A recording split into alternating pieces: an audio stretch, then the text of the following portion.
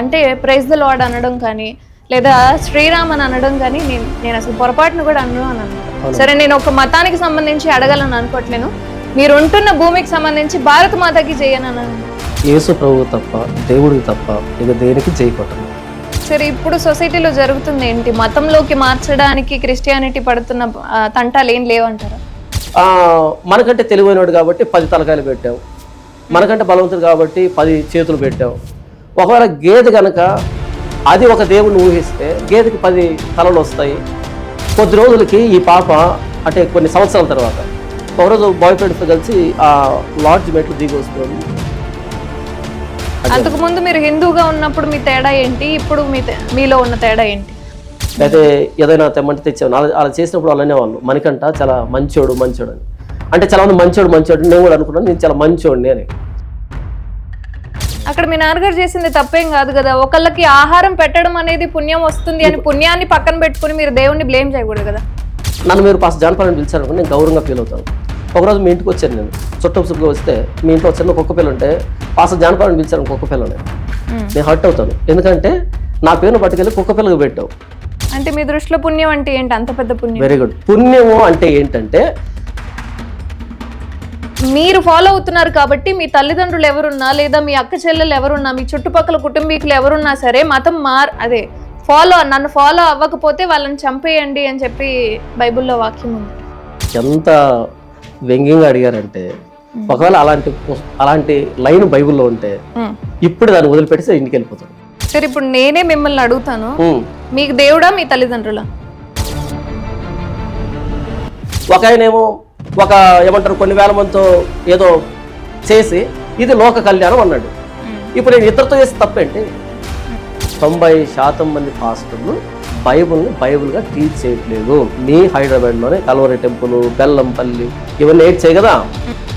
అంటే ఇప్పుడు పాస్టర్లలో చాలా మంది కూడా మగవాళ్ళే ఎక్కువగా ఉండడం చూసాం, ఆడవాళ్ళు ఎందుకు ఉండరు? పాస్టర్లో ఎక్కువ శాతం మగవాళ్ళు కాదు, ఉన్న వాళ్ళంతా మగవాళ్ళే ఉండాలి. కాకపోతే ఈ మధ్య సోషల్ మీడియా వచ్చినటువంటి పుణ్యం చేత మేము కూడా 10 మంది కనపడాలనేటువంటి ఆ గొప్ప దొగ్ధతో చాలా మంది బయలుదేరారు కదా స్త్రీలు. ఆ రికార్డింగ్ డ్యాన్స్ సంస్కృతిని ఇక్కడ క్రైస్తవులు కూడా స్టార్ట్ చేసి పాటల రూపంలో దీన్ని భ్రష్టు పట్టించడానికి ఎవరైనా ప్రయోగించారేమో అలాంటి వారిని క్రైస్తవులు అంటే నా అనుమానం. అదంతా తీసుకొచ్చి ఇప్పుడు హిందూయిజంలో తీసుకురావడము, మాకు ఎలా అయితే హారతులు ఉంటాయో, మాకు ఎలా అయితే విగ్రహాలు ఉంటాయో ఇవన్నీ ఫాలో చేయడము, ఇదంతా అంటే మా వేలోకి వస్తున్నారేమో అనిపిస్తుంది. మీ వేలోకి వాళ్ళు రాలేదు, వాళ్ళు మీరు ఒక్కటే. కాదు చిన్న తేడా ఏంటంటే వాళ్ళ చేతిలో బైబుల్ ఉంటుంది, మీ చేతిలో బైబుల్ ఉండదు, అంతే తేడా. ఏదైనా ప్రసాదం తీసుకొస్తే గనక నేను తినను మొట్టను అని చెప్పే వాళ్ళు చాలా మంది ఉన్నారు. ఎందుకు అంటే ఇరుగు పొరుగు వారిని ప్రేమించవలను అని చెప్పి బైబిల్లోనే ఉంటుంది. అంటే మీరు ప్రేమించట్లేదా? నేను మ్యాన్సన్స్ హౌస్ తీసుకొని తాగుతుంటాను, మీరు వస్తారు, లక్ష్మి వచ్చి ఒక పెగ్గే అంటారు, మీరు తాగరా? అంటే ఇప్పుడు మీరు ఏంటి అసభ్యకరమైనది మలినమైంది అని చెప్పి మాట్లాడుతున్నారుగా, అంటే ప్రసాదాన్ని ఈ విధంగా భావిస్తున్నారా? బిగ్ బ్యాంగ్ థియరీ అంటే ఏంటి అసలు? మాకు తెలిసిన అంశం ఏంటి అసలు? మీకు అంటే మాకు మీరేం చెప్పాలి అనుకుంటున్నారు? బిగ్ బ్యాంగ్ థియరీ అనేది ఇట్స్ అ జోక్ అమ్మ, నవ్వుకొని వదిలిపెట్టాలి. సో నిజంగానే నరకంలో ఇప్పుడు శాస్త్రం ఇప్పుడు హిందూయిజంలోకి వస్తే కుమ్మిపాకం అని కొన్ని వేస్ ఉంటాయి, అట్లనే మీకు కూడా ఉంటాయా? అలాంటి పాకాలే బైబిల్లో లేవమ్మా. సార్, సాధారణంగా రాధా మనోహర్ దాస్ గారు ఈ క్రిస్టియన్ మతంలో ఉన్న వాళ్ళందరినీ కూడా గొర్రెలని సంబోధిస్తూ ఉంటారు. వాళ్ళని వాళ్ళే పిలుచుకుంటారు కదా, నేను గొర్రెలు అంటే తప్పే ఉంది అని చెప్పి మాట్లాడతారు. ఈ మాట అన్నాడు కదా రాధా మనోహర్ దాస్, ఆ వ్యక్తిని బైబిల్ పంది అని చెప్పిందమ్మా. ఇప్పుడు రాధా మనోహర్ దాస్ ఒరే కోతి మొహవాడా అన్నాను అనుకోండి, అబ్బా ఎంత భాగ్యం మా దేవుడితో పోల్చావు నన్ను అని అంటాడా? అందరికీ నమస్కారం, నేను మీ లక్ష్మి. క్రిస్టియానిటీకి సంబంధించి, బైబిల్కి సంబంధించి అండ్ పాస్టర్లకు సంబంధించి మనలో అనేక అంశాలకు సంబంధించి చాలా క్వశ్చన్స్ ఉన్నాయి. అండ్ ఈ క్వశ్చన్స్ అన్నిటికీ ఓ సమాధానం అనేది చెప్పాలి అని చెప్పి మనతో పాటుగా ఇప్పుడు మనం అడగాలి, తెలుసుకోవాలి పూర్తిగా అసలు మతం ఏంటి, క్రిస్టియానిటీ ఏంటి, అసలు వాళ్ళు చేస్తుంది ఏంటి, అసలు బైబిల్లో ఏముంది ఏంటి అనేది పూర్తిగా ఇప్పుడు మనతో పాటుగా జాన్ పాల్ గారు ఉన్నారు. ఒకసారి అడిగి తెలుసుకుందాం. నమస్కారం జాన్ పాల్. నమస్కారం అమ్మా. నేను మీ ప్రతి వీడియో అండ్ ప్రతి ఇంటర్వ్యూ చూసాను. ప్రతి దాంట్లో కూడా అంటే ప్రైజ్ ద లార్డ్ అనడం కానీ లేదా శ్రీరామ్ అని అనడం కానీ నేను అసలు పొరపాటును కూడా అనను అని అన్నారు. అవును. సరే, నేను ఒక మతానికి సంబంధించి అడగాలని అనుకోవట్లేను. మీరు ఉంటున్న భూమికి సంబంధించి భారత మాతకి చేయను అనండి. అనను. ఎందుకు? భారత మాత మీరు ఉంటున్నదే కదా భూమి. మన ఇండియన్స్, మీరు ఒక ఇండియన్గా ఇక్కడే ఉంటున్నారు, భారత మాతకి చేయను ఎందుకు అనరు? బైబిల్ పట్టుకున్నటువంటి క్రైస్తవుడిగా యేసు ప్రభువు తప్ప, దేవుడికి తప్ప ఇక దేనికి జై కొట్టను. ఎందుకు? జై కొట్టాలి అంటే ఆయన దేవుడై ఉండాలి. ఆయన దేవుడు అని మీకు ఎలా తెలుసు? బైబిల్ చెప్పింది కాబట్టి. బైబిల్ చెప్తే నమ్ముతారా? నమ్ముతాను. అలా ఇంకొక బుక్ తీసుకొస్తాను నేను, భగవద్గీత తెస్తాను, అది కూడా పూర్తిగా చదవండి. బైబిల్ని స్క్రూటినీ చేసినన్ని సార్లు, బైబిల్లో ఉన్నటువంటి విషయమై పరిశోధన జరిగినన్ని సార్లు ఇంకో పుస్తకానికి అలాంటి లేదు, చరిత్ర లేదు.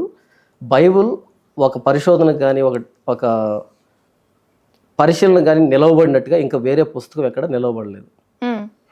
ఎందుకు మీరు బైబిల్ని అంతగా నమ్ముతున్నారు? ఎందుకంటే మీరు, అంటే నేను ప్రీవియస్ ఇంటర్వ్యూలో చూసాను, మీరు అంతకుముందు కూడా హిందూ అని చెప్పి హిందూ నుంచి ఒక క్రిస్టియన్గా మారిన వ్యక్తిగా తర్వాత మళ్ళీ మీరు ఇది చదివి దాన్ని అంతగా నమ్మాల్సిన సిచ్యువేషన్ ఎందుకు వచ్చింది? నేను ఇప్పుడే కదమ్మా చెప్పాను, బైబిల్ చెప్పేటువంటి సత్యం ఇంకెక్కడ కనపడదు మీకు. దేవుని గురించి చెప్పేటువంటి గ్రంథం బైబిల్. ఆది యందు దేవుడు భూమి ఆకాశమును సృజించెను అనే దగ్గర నుంచి బైబిల్ ప్రారంభమవుతుంది. అంటే ఈ సృష్టిని చేసింది నేను అంటూ బైబిల్ ప్రారంభమవుతుంది. మానవుణ్ణి చేసినటువంటి విధానం బైబిల్లో ఉంది. కనుక మానవుడు తన సృష్టికర్తను ఎప్పుడైతే గుర్తెరుగుతాడో అప్పుడు మానవుడికి ఒక అర్థం వస్తుంది, ఒక ఉద్దేశం వస్తుంది, ఒక గమ్యం ఉంటుంది మానవ జీవితానికి. సృష్టికర్తను విడిచిపెట్టిన తర్వాత మానవుడు తనకు తానుగా సృష్టించుకున్నటువంటి విషయాలని ఎంత గొప్పతనాన్ని ఆపాదించినా సరే అవి అబద్ధాలే. మానవుని చేసినటువంటి దేవుణ్ణి వెతకడం బైబుల్. దేవుడు తన్ను తాను మానవుడికి బయలుపరుచుకున్నటువంటి గ్రంథం బైబుల్. అదే అమ్మ. కాబట్టి మనుషులు రాసినటువంటి పుస్తకానికి గొప్పతనం ఆపాదించి దాన్ని ఎందుకు నమ్మాలంటే ఎందుకు నమ్మాలి? నన్ను చేసిన ఆయన నేను వెతకాలి. అంటే బైబిల్ రాసింది మనిషి కదా, మనుషుల చేత దేవుడు వ్రాయించాడు. మనుషుల చేత దేవుడు వ్రాయించాడు. మరి మిగతా వాళ్ళవి అన్ని వాళ్ళు స్వతహాగా రాసుకున్నాయేనా? ఎందుకంటే ప్రతి చోట్ల ఇప్పుడు హిందూయిజం చూసుకుంటే వాటికి ఆధారాలు ఉన్నాయి, స్థలాలు ఉన్నాయి, పురాణాలు ఉన్నాయి, వాటికి సంబంధించినవన్నీ ఉన్నాయి. బైబిల్కి సంబంధించి ఉన్నాయి. ఒక ఉదాహరణ ఏదైనా చెప్తారమ్మా? ఆధారాలు ఏంటంటే అన్నారు కదా, అనడానికి బాగుంటాయి, మనకు చెప్పుకోవడానికి బాగుంటాయి, కానీ రియాలిటీలోకి వెళ్తే అలాంటివి లేవు. ఇప్పుడు రియాలిటీలో బయటపడ్డవన్నీ అబద్ధాలు. ఇప్పుడు నేను వాటి గురించి కామెంట్ చేయదలుచుకోలేదు. నా బైబిల్ గురించి విస్తృతంగా నేను మాట్లాడతాను. అయితే అంటే బైబిల్ విషయానికే వస్తాను. నేను అంతకుముందు ఒక ఇంటర్వ్యూ చేశాను.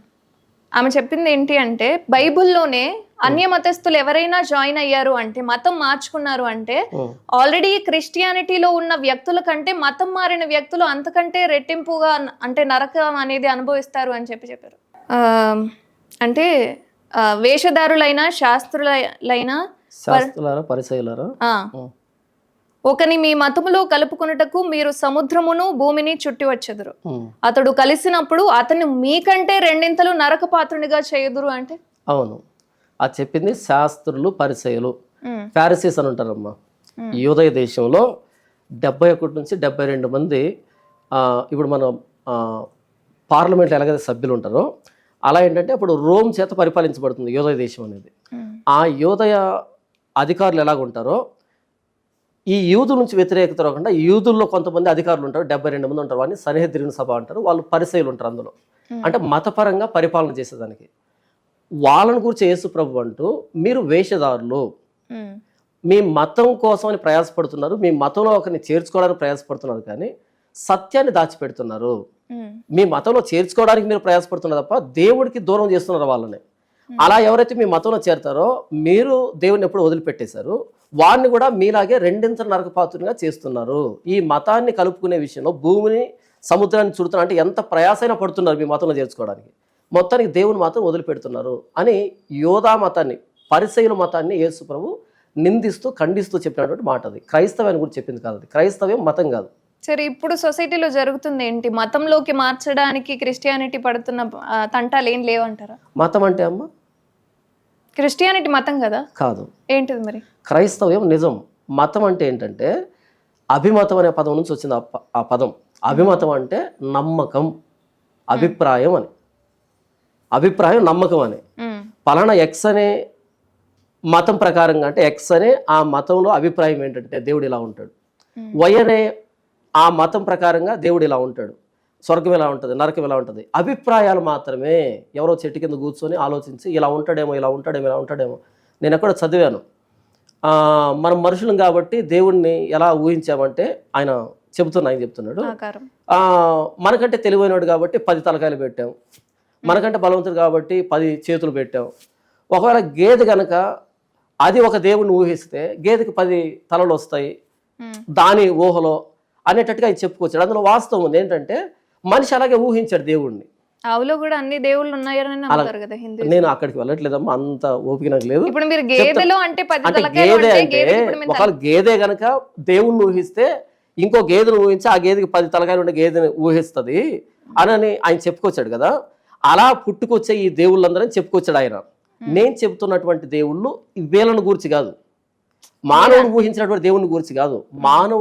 దేవుడు తనకు తానుగా మానవుడికి పరిచయం చేస్తున్నటువంటి దేవుని గురించి నేను ప్రకటిస్తూ ఉన్నా. ఇది క్రైస్తవ్యం. అంటే దేవుడు మానవుడి కోసం వెదుకులాట. ఆది యందు వాక్యం ఉండను, వాక్యం దేవుని యొద్ద ఉండను, వాక్యం దేవుడై ఉండను. ఆ వాక్యం శరీరధారి అయి కృపాసత్య సంపూర్ణుడిగా మన మధ్య నివసించను. దేవుడైన ప్రభువైన యేసుక్రీస్తు నరావతారిగా లోకానికి వచ్చాడు. దేవుడు మానవుడు వెతుక్కుంటూ వచ్చాడు. ఇది మతం కాదు, నిజం. మతం ఏంటి? మానవుడు దేవుని వెతకడం, ఆయన ఎలాగుంటాడు ఊహించడం మతం. క్రైస్తవం ఏంటి? దేవుడు మానవుడు వెతుక్కుంటూ వచ్చాడు, మానవుల మధ్యకు వచ్చాడు. ఇది నిజం. ఆయన ఎందుకు ఎత్తుకుంటూ రావాలి? మనం ఆయన పిల్లలం కాబట్టి, ఆయన మనల్ని చేశాడు కాబట్టి. ఎత్తుకుంటూ రావాల్సిన అవసరమే ఉంది పిల్లల దగ్గరికి. ఓకే, ఒక తల్లి ఒక కూతుర్ని పెంచింది అంటే తను మోసపోయింది, కూతుర్ని పెంచింది అంటే నాలాగా నా కూతురు మోసపోకూడదు అనేటట్టుగా పెంచింది. అంటే బయట ప్రపంచానికి సంబంధం లేకుండా పెంచింది. ఆ కూతురికి ఒక 14-15 సంవత్సరాల వయసు వచ్చింది. ఒకనొక రోజు తల్లి బయటికి వెళ్ళి ఇంటికి వచ్చేటప్పటికి ఆ కూతురు కనపడలే. తనకు అర్థమైంది తను బయటికి వెళ్ళిపోయిందని. ఆ తల్లి ఏం చేసిందంటే ఇక తనకున్నటువంటి డబ్బంతా తీసుకొని ఫోటో స్టూడియోకి వెళ్ళి తన ఫోటోలన్నీ తీసుకొని ప్రతి హోటల్లో, ప్రతి లాడ్జ్లో, ప్రతి రెస్టారెంట్లో, ప్రతి థియేటర్ దగ్గర ఆ ఫోటోలు అతికించడం ప్రారంభించింది. కొద్ది రోజులకి ఈ పాప అంటే కొన్ని సంవత్సరాల తర్వాత ఒకరోజు బాయ్ ఫ్రెండ్స్తో కలిసి ఆ లాడ్జ్ మెట్లు దిగి వస్తుండి వాష్రూమ్కి వెళ్ళి వస్తా అని చెప్పి వాష్రూమ్కి వెళ్ళింది. ఫేస్ వాష్ చేసుకొని అలా చూసినప్పుడు ఆ మిర్రర్ కార్నర్లో అమ్మ ఫోటో కనిపించింది. అమ్మ ఫోటో ఇలా తీయగానే ఏడుపు వచ్చింది. ఏడ్చి ఇలా వెనకాల తిప్పితే చూస్తే వెనకాల ఏముందంటే, అమ్మ నువ్వు ఎందుకు వెళ్ళావని నేను అడగను, ఎక్కడికి వెళ్ళావని నేను అడగను, ఏం చేసావని నేను అడగను, దయచేసి ఇంటికి రానుంది దాని వెనకాల, దయచేసి ఇంటికి రాను. మానవుని దేవుడు తన స్వరూపంలో తన పోలికలో చేశాడు, తన పోలికలో తన స్వరూపంలో చేశాడు. ఇది ఆదికాండం ప్రారంభంలో ఉంటుంది. అయితే ఆ మానవుడు పాపంలో పడిపోయి పాప పంకిలం అయిపోయి మలినం అయిపోయాడు, లోకంలో పడిపోయి. అంటే ఇప్పుడు మీరందరూ తప్పిపోయారు, దేవుడు మిమ్మల్ని వెరీ గుడ్. అలా పాపంలో తప్పిపోయినటువంటి మానవ జాతిని ఆ దేవుడు వెతుక్కుంటూ వచ్చాడు, తను వెతుక్కుంటూ వచ్చాడు. సిలువ మీద వేలాడుతున్నాడు, రండి నా దగ్గరికి, మీరు ఏం చేశారు నేను అడగను, మీ పాపలు ఒప్పుకుంటూ బాప్తీసం తీసుకోండి, నా రక్తంలో కడగబడండి, మరలా మిమ్మల్ని నేను ఏదెంతట్లో ఎలాగైతే చేస్తానో అలా నీతిమంతులుగా పరిశుద్ధులుగా చేస్తాను. అది ఒకవేళ బాప్తీసం తీసుకోకపోతే ఈ మధ్య కోవిడ్ వచ్చింది కదమ్మా, కోవిడ్ వచ్చినప్పుడు ఈ కరోనా వచ్చినప్పుడు కోవిషీల్డ్ అని ఇంజెక్షన్ ఇచ్చారు కదా, 20,000 30,000 అమ్మారు కదా. లాస్ట్ చివరి స్టేజ్లో ఉన్నాడు, ఇంజెక్షన్ ఎక్కించాలని చెప్పారు. ఎక్కడో ఒక ఇంజెక్షన్ 20,000కి అది తీసుకొచ్చి ఇది ఎక్కించాలి పట్టుకుంటూ నేను వస్తానని చెప్పి వెళ్ళాడు. ఇది నన్ను ఎక్కడ కాపాడుతుంది, నేలకేసి కొట్టారు అనుకోండి, మీకు కోవిడ్ తగ్గుతుంది అంటారా? తగ్గదు కదా. అంటే ఇప్పుడు కోవిడ్ ఏదైతే ఉందో దాన్ని దేవుడిలాగా ఇచ్చి ఆయన ఏదైతే మంది ఇస్తున్నాడో దాని ద్వారా వీళ్ళందరూ పరిశుద్ధులు అవుతారు. ఎందుకంటే నాకు నేనుగా నీతిమంతుడు కావడం సాధ్యం కాదు. ఎందుకు కాదు? దేవుడు స్వార్థపరుడు కాదు. నేను చెబుతాను, ఆయన స్వార్థపరుడు కాదు కాబట్టి ఆయన సిలువలో ప్రాణత్యాగం చేశాడు. ఆయన స్వార్థపరుడు కాదు కాబట్టి ఆయన సిలువలో ప్రాణత్యాగం చేశాడు. నాకు నేనుగా రోజుకి 3 సార్లు స్నానం చేయడం వలనో, లేకపోతే పట్టు వస్త్రాలు ధరించడం వలనో, లేకపోతే ఏంటేంటో కార్యక్రమాలు చేయడం వలనో నాకు నేనుగా నీతిమంతుని కావడం అన్నది అసాధ్యం. అది ఒకసారి ప్రాక్టీస్ చేయడం స్టార్ట్ చేస్తే అర్థమవుతుంది. బయట కనబరుచుకోవడం తప్ప నేను మంచోన్నని, అంతరంగంలో మంచోనం కాదు మనం. హృదయం అన్నిటికంటే మోసకరమైంది, అది ఘోరమైన వ్యాధి గలది, దాన్ని గ్రహించగలవాడేవాడు అని బైబిల్ చెప్తుంది. నీతిమంతులు లేడు, ఒక్కడు లేడు అని చెప్పబడుతుంది. ప్రతివాడు అరికాలు మొదలుకొని నన్నెత్తి వరకు ఎక్కడ స్వస్థత కొంచెమైనా లేదు. ఎక్కడ చూసినా దెబ్బలు, గాయములు, పచ్చిపుండ్లు, అవి కట్టబడలేదు, పెండబడలేదు, తైలంతో మెత్తన చేయబడలేదు. అంటే ఒక కుష్ఠరోగితో మన అంతరంగాన్ని వర్ణించింది బైబిల్. పాపం చేయమంటే చేస్తాం, కానీ పాపం ఎలా పోగొట్టుకోవాలో మనకై తెలియదు. మనం పెట్టుకున్న పద్ధతులు మనం విమోచించలేము. కాబట్టి దేవుడే తనకు తానుగా వచ్చి మనల్ని పరిశుద్ధపరచాలి. అది బాప్తిసం ఏంటంటే అవుట్వర్డ్ ఎక్స్ప్రెషన్ అంటే నేను యేసు ప్రభువును అంగీకరిస్తున్నానని బహిరంగ ప్రకటన బాప్తిసం అన్నది. అలా ఆయన అంగీకరించినప్పుడు అక్కడ ఏం జరుగుతుందంటే ఆయన ప్రాణం పెట్టింది నా కోసం, నేను పాపిని, నన్ను క్షమించు ప్రభు అనేటువంటి ఆ విజ్ఞాపన ఉంది అందులో బహిరంగంగా ప్రకటించే విషయంలో. ఆయన అది ఆజ్ఞగా జారీ చేశాడు కాబట్టి ఆ ఆజ్ఞను పాటించినప్పుడు మనం ఉచితంగా నీతిమంతులు పరిశుద్ధులం అవుతాము. సో ఎవరైతే బాప్తిజం తీసుకుంటున్నారో వాళ్ళు మాత్రం మారు మనసు పశ్చాత్తాపం ద్వారా పాప క్షమాపణ కోసం బాప్తిజం తీసుకోవాలి. మారు మనసు పశ్చాత్తాపం ద్వారా పాప క్షమాపణ కోసం బాప్తిజం తీసుకోవాలి. సో ఇప్పుడు బాప్తిజం తీసుకున్న వాళ్ళందరూ పరిశుద్ధులు, ఉచితంగా నీతిమంతులు, ఉచితంగా పరిశుద్ధులు. వాళ్ళు ఎవరు పాపం చేయట్లేదు. నేనేమన్నాను? ఉచితం అన్నాను. ఉచితం అంటే ఉచితంగా అంటే అది మన పర్ఫార్మెన్స్ బట్టి వచ్చింది కాదు, ఆయన గ్రేస్ని బట్టి వచ్చింది, ఆయన కృపను బట్టి వచ్చింది. అదే ఇప్పుడు బాప్తిజం తీసుకున్న వాళ్ళు ఎవరు పాపం చేయట్లేదు, వాళ్ళు ఎవరు పాపులు కాదు. నేను చెప్పింది మీకు అర్థం కాలే. ఉచితం అంటే మన మెరిట్ ని బట్టి, పర్ఫార్మెన్స్ ని బట్టి ఇచ్చేది కాదు. అది ఉచితం అంటే గ్రేస్, కృప.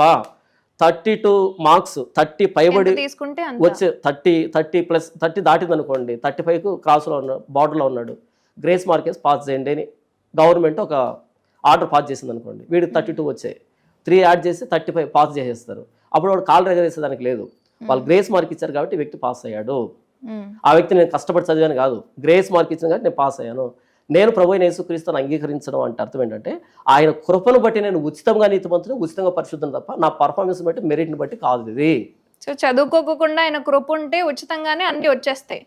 నేను చెప్పింది గ్రేస్ మార్క్ అంటే ఎంత ఇంపార్టెన్స్ ప్లే చేస్తానని చెప్పాను. అది ఆ గ్రేస్ మార్క్ అర్థమైతే ప్రభు అయిన యేసుక్రీస్తు ఇచ్చింది 32 వచ్చినాడు 35 వేలు, ఆయన 0 వచ్చినాడు 35 వేసాడు.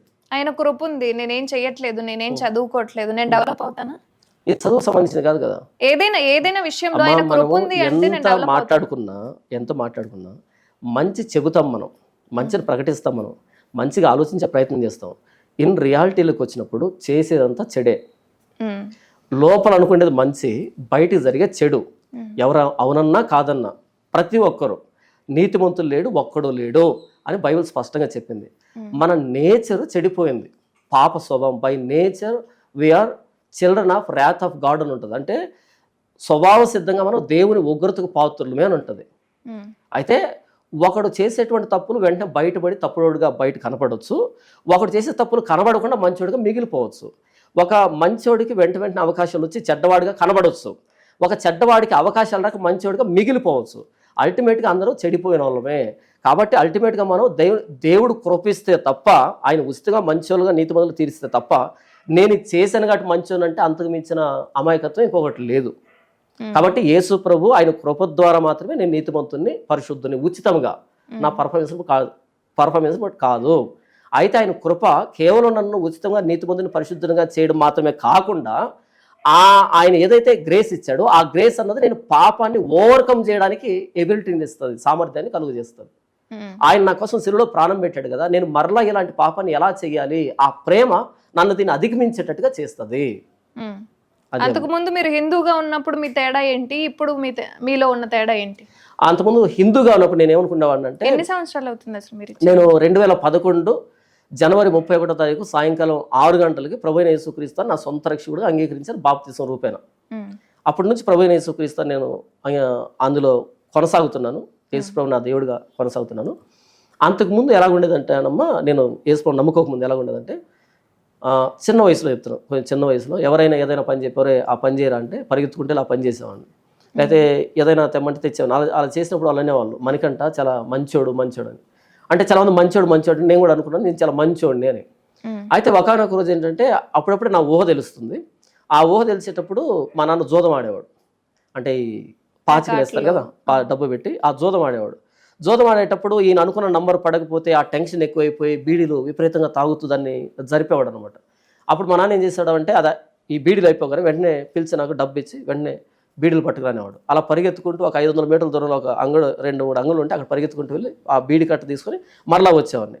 ఇలా వెళ్ళేటప్పుడు నేను ఏం చేసేవానంటే ఆ అంగడి దగ్గరికి వెళ్ళి ఒక 5 రూపాయలకి కట్ట తీసుకుంటే అక్కడి నుంచి కొంచెం ముందుకు వచ్చి అందులో ఒక 5 బీడీలు బయటికి తీసి మరలా కట్టని నీట్గా గట్టి కట్టి ఆ 5 వెనకాలకి ఇచ్చి మా నాన్న 4 రూపాయలకి తీసుకురమ్మన్నాడు, 5 రూపాయలు వద్దంట, ఆ రూపాయి మరలా వెనక తీసుకొని ఈ రూపాయి తీసుకుని వెళ్ళి పక్క షాప్లో ఇచ్చి అక్కడ చాక్లెట్లు బిస్కెట్లు తీసుకొని మా నాన్నకి ఇచ్చేవాడిని. ఆయన టెన్షన్లో ఉన్నాడు కాబట్టి అసలు పట్టించుకోడు, వెంటనే తీసి నోట్లో పెట్టుకునేవాడు. నేను అనుకునేవాడిని ఎంత తెలివిగా నేను ప్రవర్తిస్తున్నానో, అసలు ఇంత చిన్న వయసులో ఇలా చేయాలని, ఈ రూపాయి ఇలా కూడబెట్టాలని నాకు ఎలా తెలిసింది, ఇంత తెలివి అనేటట్టుగా నేను అనుకునేవాడిని.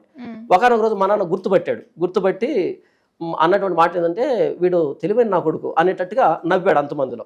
అప్పటి నుంచి నేనేమనుకున్నాను అంటే ఇది తెలివి అనేటట్టుగా అనుకున్నాను నేను.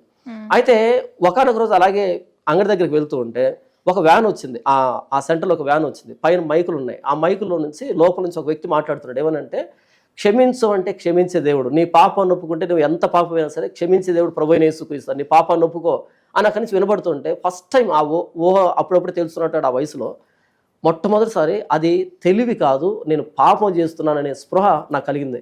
అంతకుముందు మీకు తెలియదు మీరు తప్పు చేస్తున్నారు? అంతకుముందు నాకు అది తెలివి అనుకున్నాను నేను. మైక్లో వినిపిస్తే పేర్కొన్నారు. ఎప్పుడైతే క్షమించు అంటే నీ పాపాలు క్షమించే దేవుడు ప్రభువైన యేసుక్రీస్తు అనే మాట వినపడిందో ఇది పాపము, నేను మా నాన్నని మోసం చేస్తున్నాను, అబద్ధం చెప్తున్నాను అనేది అర్థమైంది. మీరు అడిగిన ప్రశ్న ఏంటంటే అంతకుముందు హైందవులో ఉన్నప్పుడు ఇప్పుడు క్రైస్తవులు ఉన్నప్పుడు తేడా ఏంటంటే, నేను హైందవులో ఉన్నప్పుడు దాన్ని తెలివి అనుకున్నాను, హైందవులో ఉన్నప్పుడు వాళ్ళు చెప్పిన మాట విన్నప్పుడు మంచివాడంటే నేను మంచివాడిని భ్రమలో బ్రతుకుతాను. ఇక్కడ చెప్పింది మీకు మనుషులు కదా, దేవుడు కాదు కదా. లేదే, వాళ్ళు ఎందుకు చెప్పారు?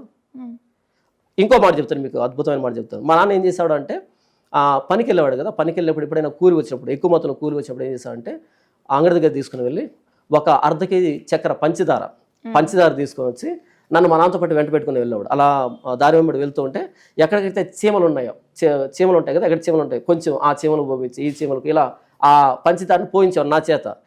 ఎందుకు నాన్న ఇలా అంటే పుణ్యం వస్తుంది, జీవులకి ఆహారం పెడితే పుణ్యం వస్తుంది అని చిన్నతనం నుంచి ఇలా పుణ్యం వస్తుంది ఈ విధానం నాకు నేర్పించాడు అనమాట. అంటే అలా చీమలకు పంచదార వేసి అది పుణ్యం అనేటట్టుగా నేను అనుకునేవాడిని.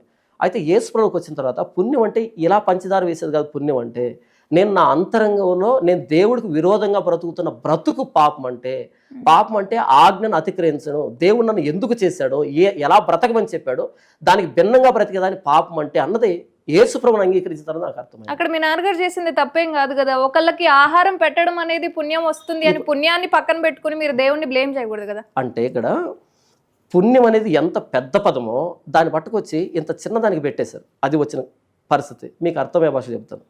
నా పేరు పాస్టర్ జాన్పాల్. నన్ను మీరు పాస్టర్ జాన్పాల్ అని పిలిచారనుకోండి నేను గౌరవంగా ఫీల్ అవుతాను. ఒకరోజు మీ ఇంటికి వచ్చాను, నేను చుట్టపు సుప్పుగా వస్తే మీ ఇంట్లో చిన్న కుక్క పిల్ల ఉంటే పాస్టర్ జాన్పాల్ అని పిలిచాను కుక్క పిల్లని, నేను హర్ట్ అవుతాను. ఎందుకంటే నా పేరును పట్టుకెళ్ళి కుక్క పిల్లకి పెట్టావు, కుక్క పిల్లకి టామినో చిన్నీనో బన్నీనో పెడితే బాగుంటుంది, కానీ పాస్టర్ జాన్పాల్ అని కుక్క పిల్లని పిలిచినప్పుడు మీరు నన్ను ఎగతాళి చేస్తున్నారు, ఇన్సల్ట్ చేస్తున్నారు. అర్థమవుతుందా?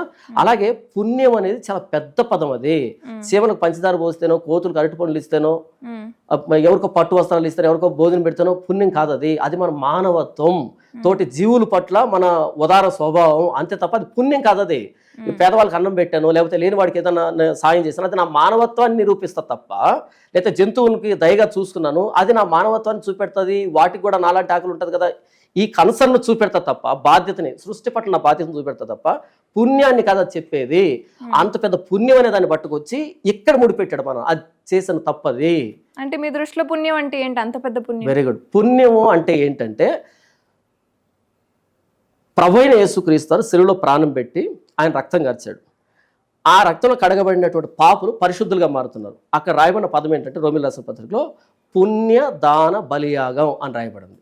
పుణ్య దాన బలియాగం అంటే నేను పాపినైన నన్ను ప్రభువైన యేసుక్రీస్తు వారు శిలువలో ప్రాణత్యాగం చేయడం ద్వారా ఆ ఉచితమైన నీతిని నాకు అనుగ్రహించాడు. ఆయన శిక్ష అనుభవించి నాకు దాన్ని ఉచితంగా అనుగ్రహించాడు. పుణ్య దాన బలియాగం అనే మాట రాయబడింది. ఇది పుణ్యం అంటే ఒక వ్యక్తిని పునీతుడుగా చేసేటువంటి దాన్ని పుణ్యం అంటాం.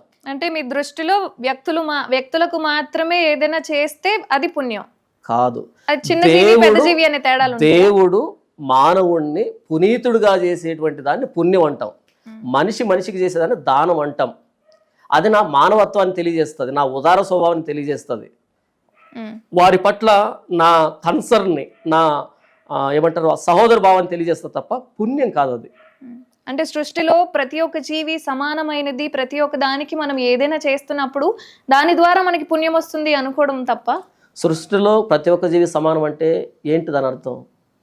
ప్రతి ఒక్క దానికి ఒక వాల్యూ ఇవ్వాలి అనుకోవడం తప్ప. వాల్యూ ఇప్పుడు మీరు చీమకి అంటే ఏంది పంచదార ఇచ్చారు కాబట్టి దానికి వచ్చిన పుణ్యాన్ని మీరు అంత తక్కువ చేసి చూస్తున్నారు. ఇక్కడ మనిషికి మీరు ఒక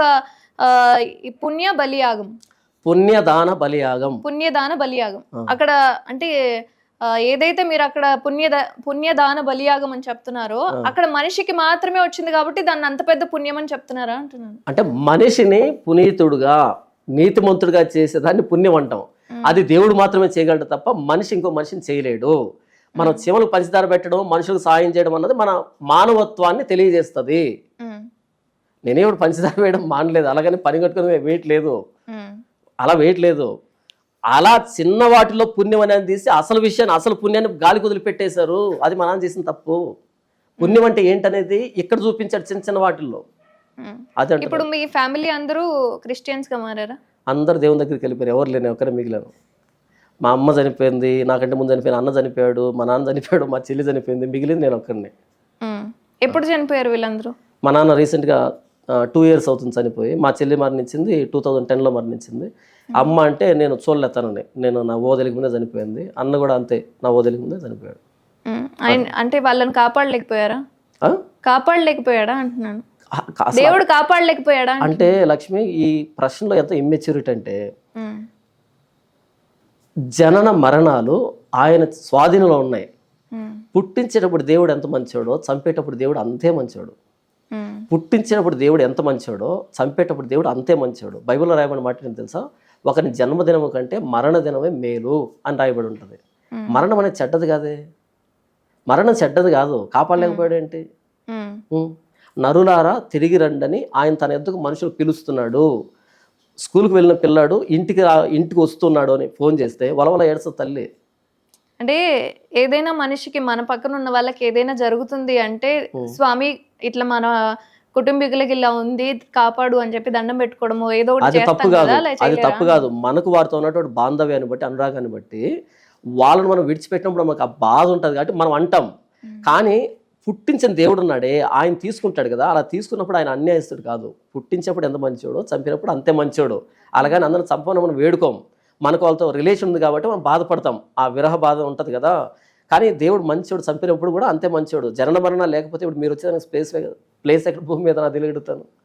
వచ్చినప్పుడు పోతుంటేనే దొరకట్లేదు, స్థలం లేదు ఇక్కడ. అందరూ వచ్చినప్పుడు ఎక్కడే ఉంటే పరిస్థితి ఏంటి?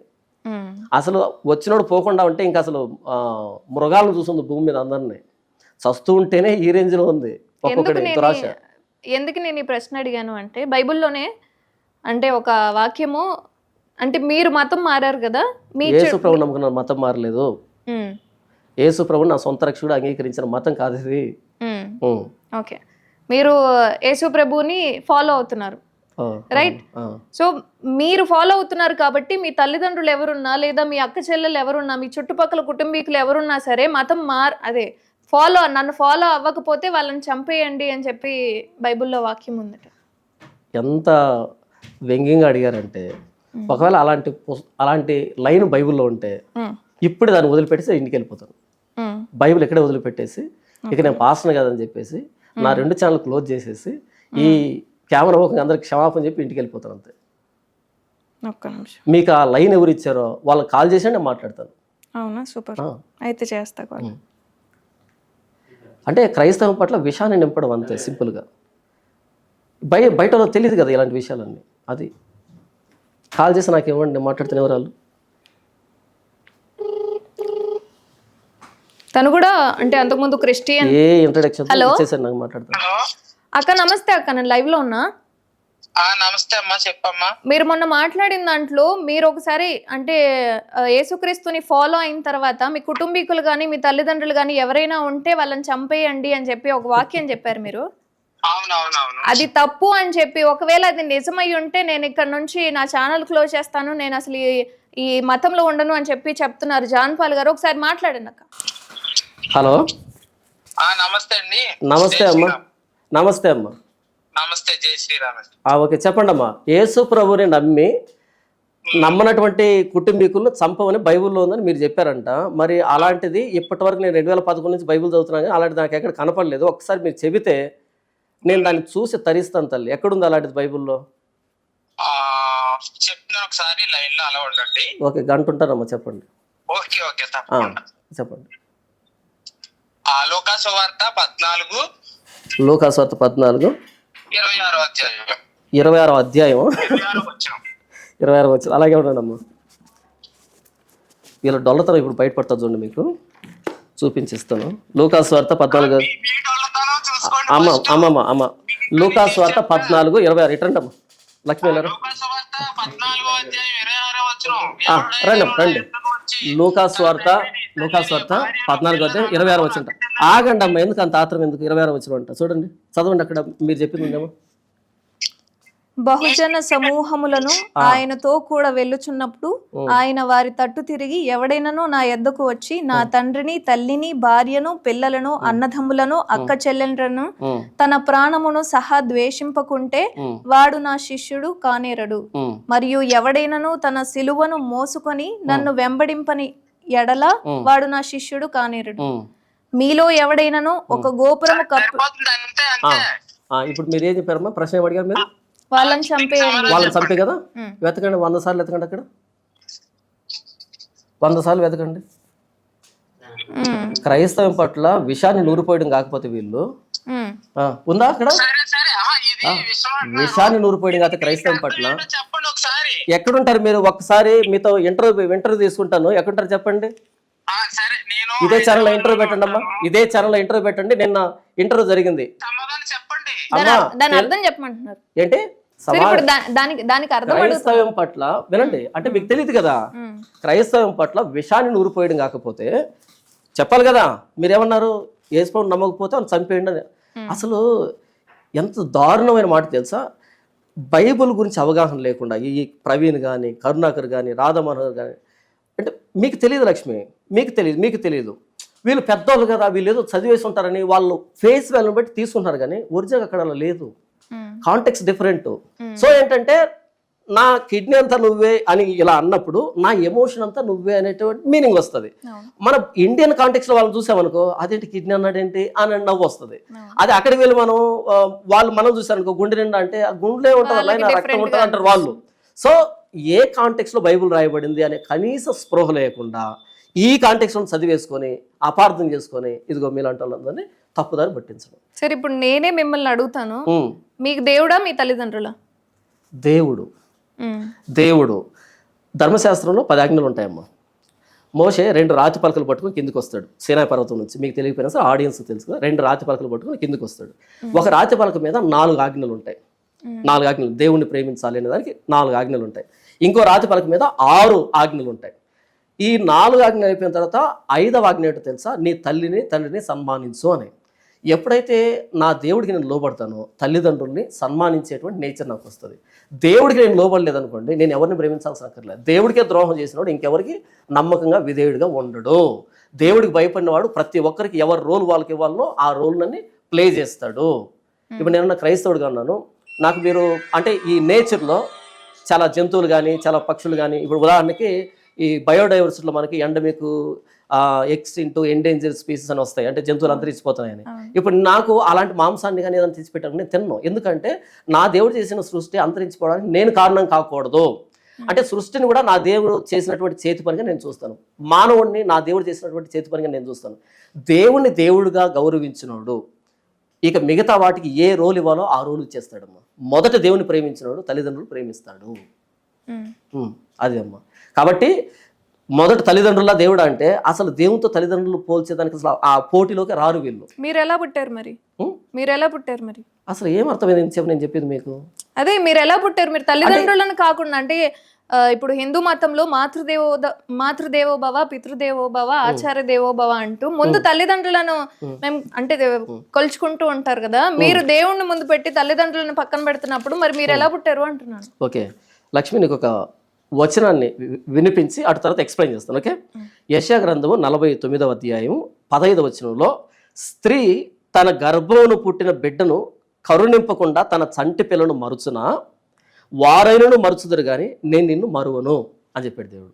స్త్రీ తన గర్భమును పుట్టిన బిడ్డను కరుణింపకుండా తన చంటి పిల్లను మరుచునా? తల్లి తన బిడ్డను మర్చిపోతుందా?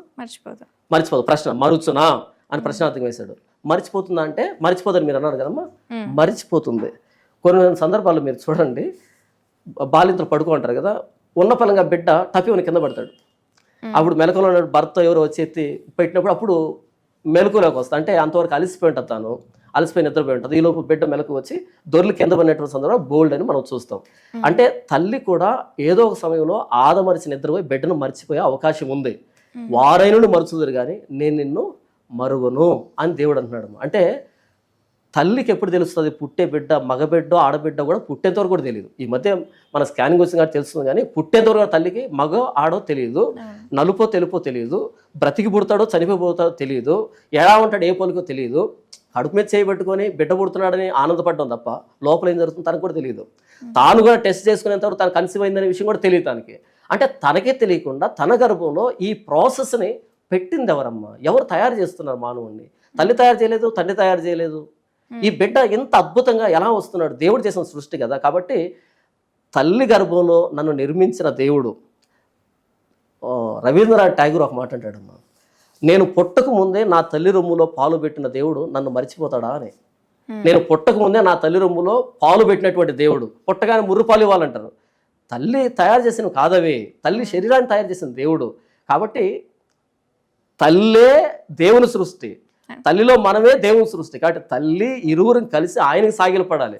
ఒకవేళ తల్లి దగ్గరకు వచ్చి అమ్మా నువ్వు నాకు దేవుడి కంటే నువ్వు నాకు గొప్ప అంటే ఆవిడ తల మీద ఒక లెంపకాయ వేసి నోరు మూసుకో, దేవుడు నన్ను ఇచ్చి దేవుడు నా గర్భంలో నేను తయారు చేస్తే నువ్వు వచ్చావరా, దేవుడికి మించిన ఏం కాదు. తల్లి మనకంటే ముందు పోతుంది, తల్లి మనకంటే ముందు పోతుంది. ఆవిడ దేవుని దగ్గరికి వెళ్ళాలి, మనం దేవుని దగ్గరికి వెళ్ళాలి. కాబట్టి అసలు ఇది ఇంతకు మించిన అమాయకత్వం ఇంకోట్లేదు. తల్లి తండ్రి గురువు దైవం చివరిలో దేవుడు. సారీ దేవుడు, దేవుని తర్వాత రావాలి ఎవరైనా సరే.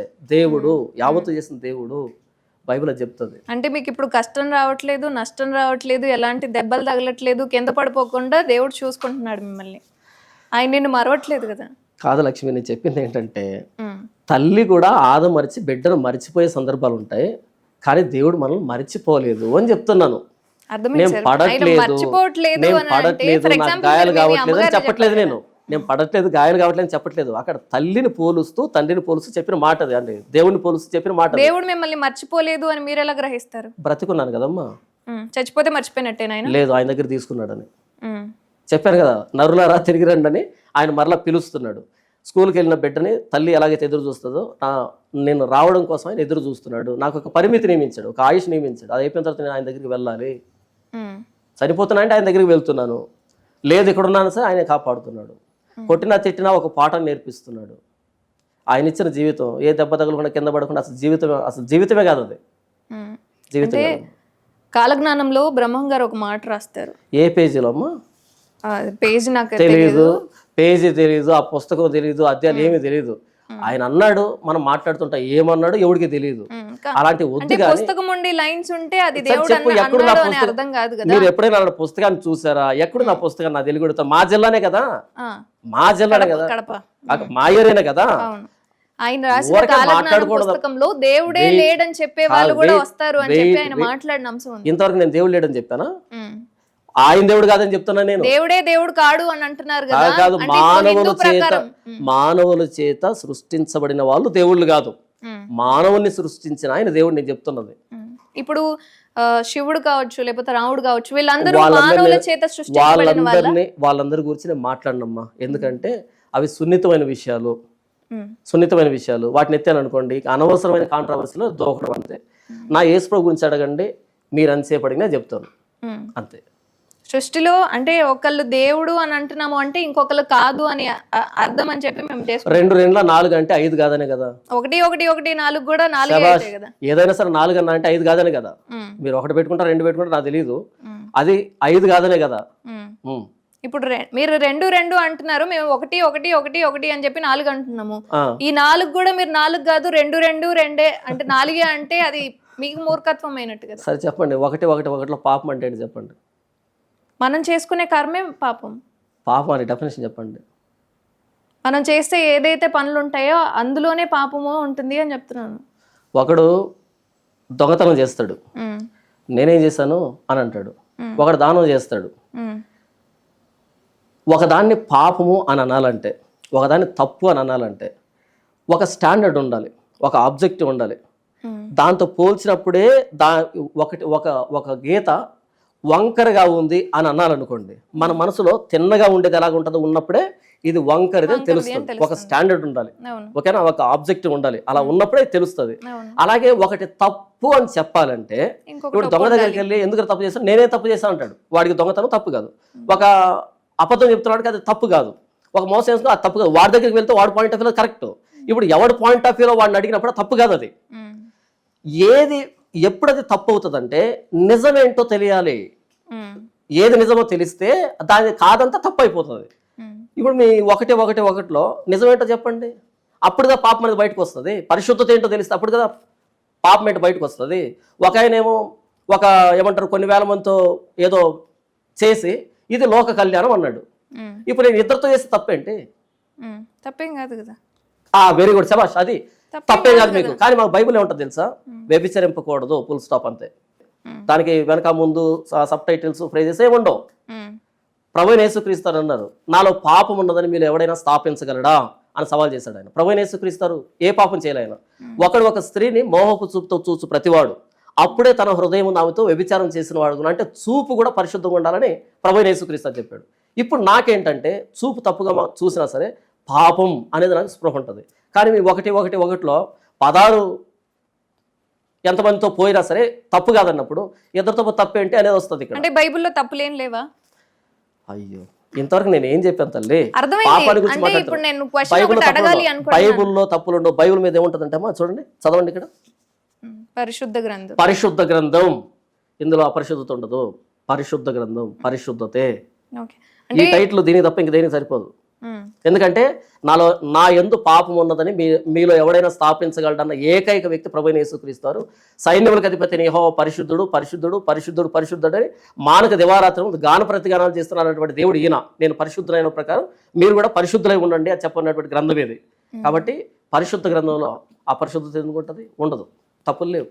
అంటే ఇదే బైబుల్లో ఒక తండ్రి కూతురు కూడా మ్యారేజ్ చేసుకున్నారు అని చెప్పి. శభాష్, మళ్ళీ ఓపెన్ ఛాలెంజ్, మళ్ళీ నా ఛానల్ డిలీట్ చేసేస్తాను, బహిరంగ క్షమాపణ చెప్తాను, మీరేం చెప్తే చేస్తాను. ఎక్కడుందా రెఫరెన్స్ చూపించారు? తండ్రి కుమార్తెను పెళ్లి చేసుకున్నాడు, మళ్ళీ కాలు కలపండి, మళ్ళీ ఛాలెంజ్.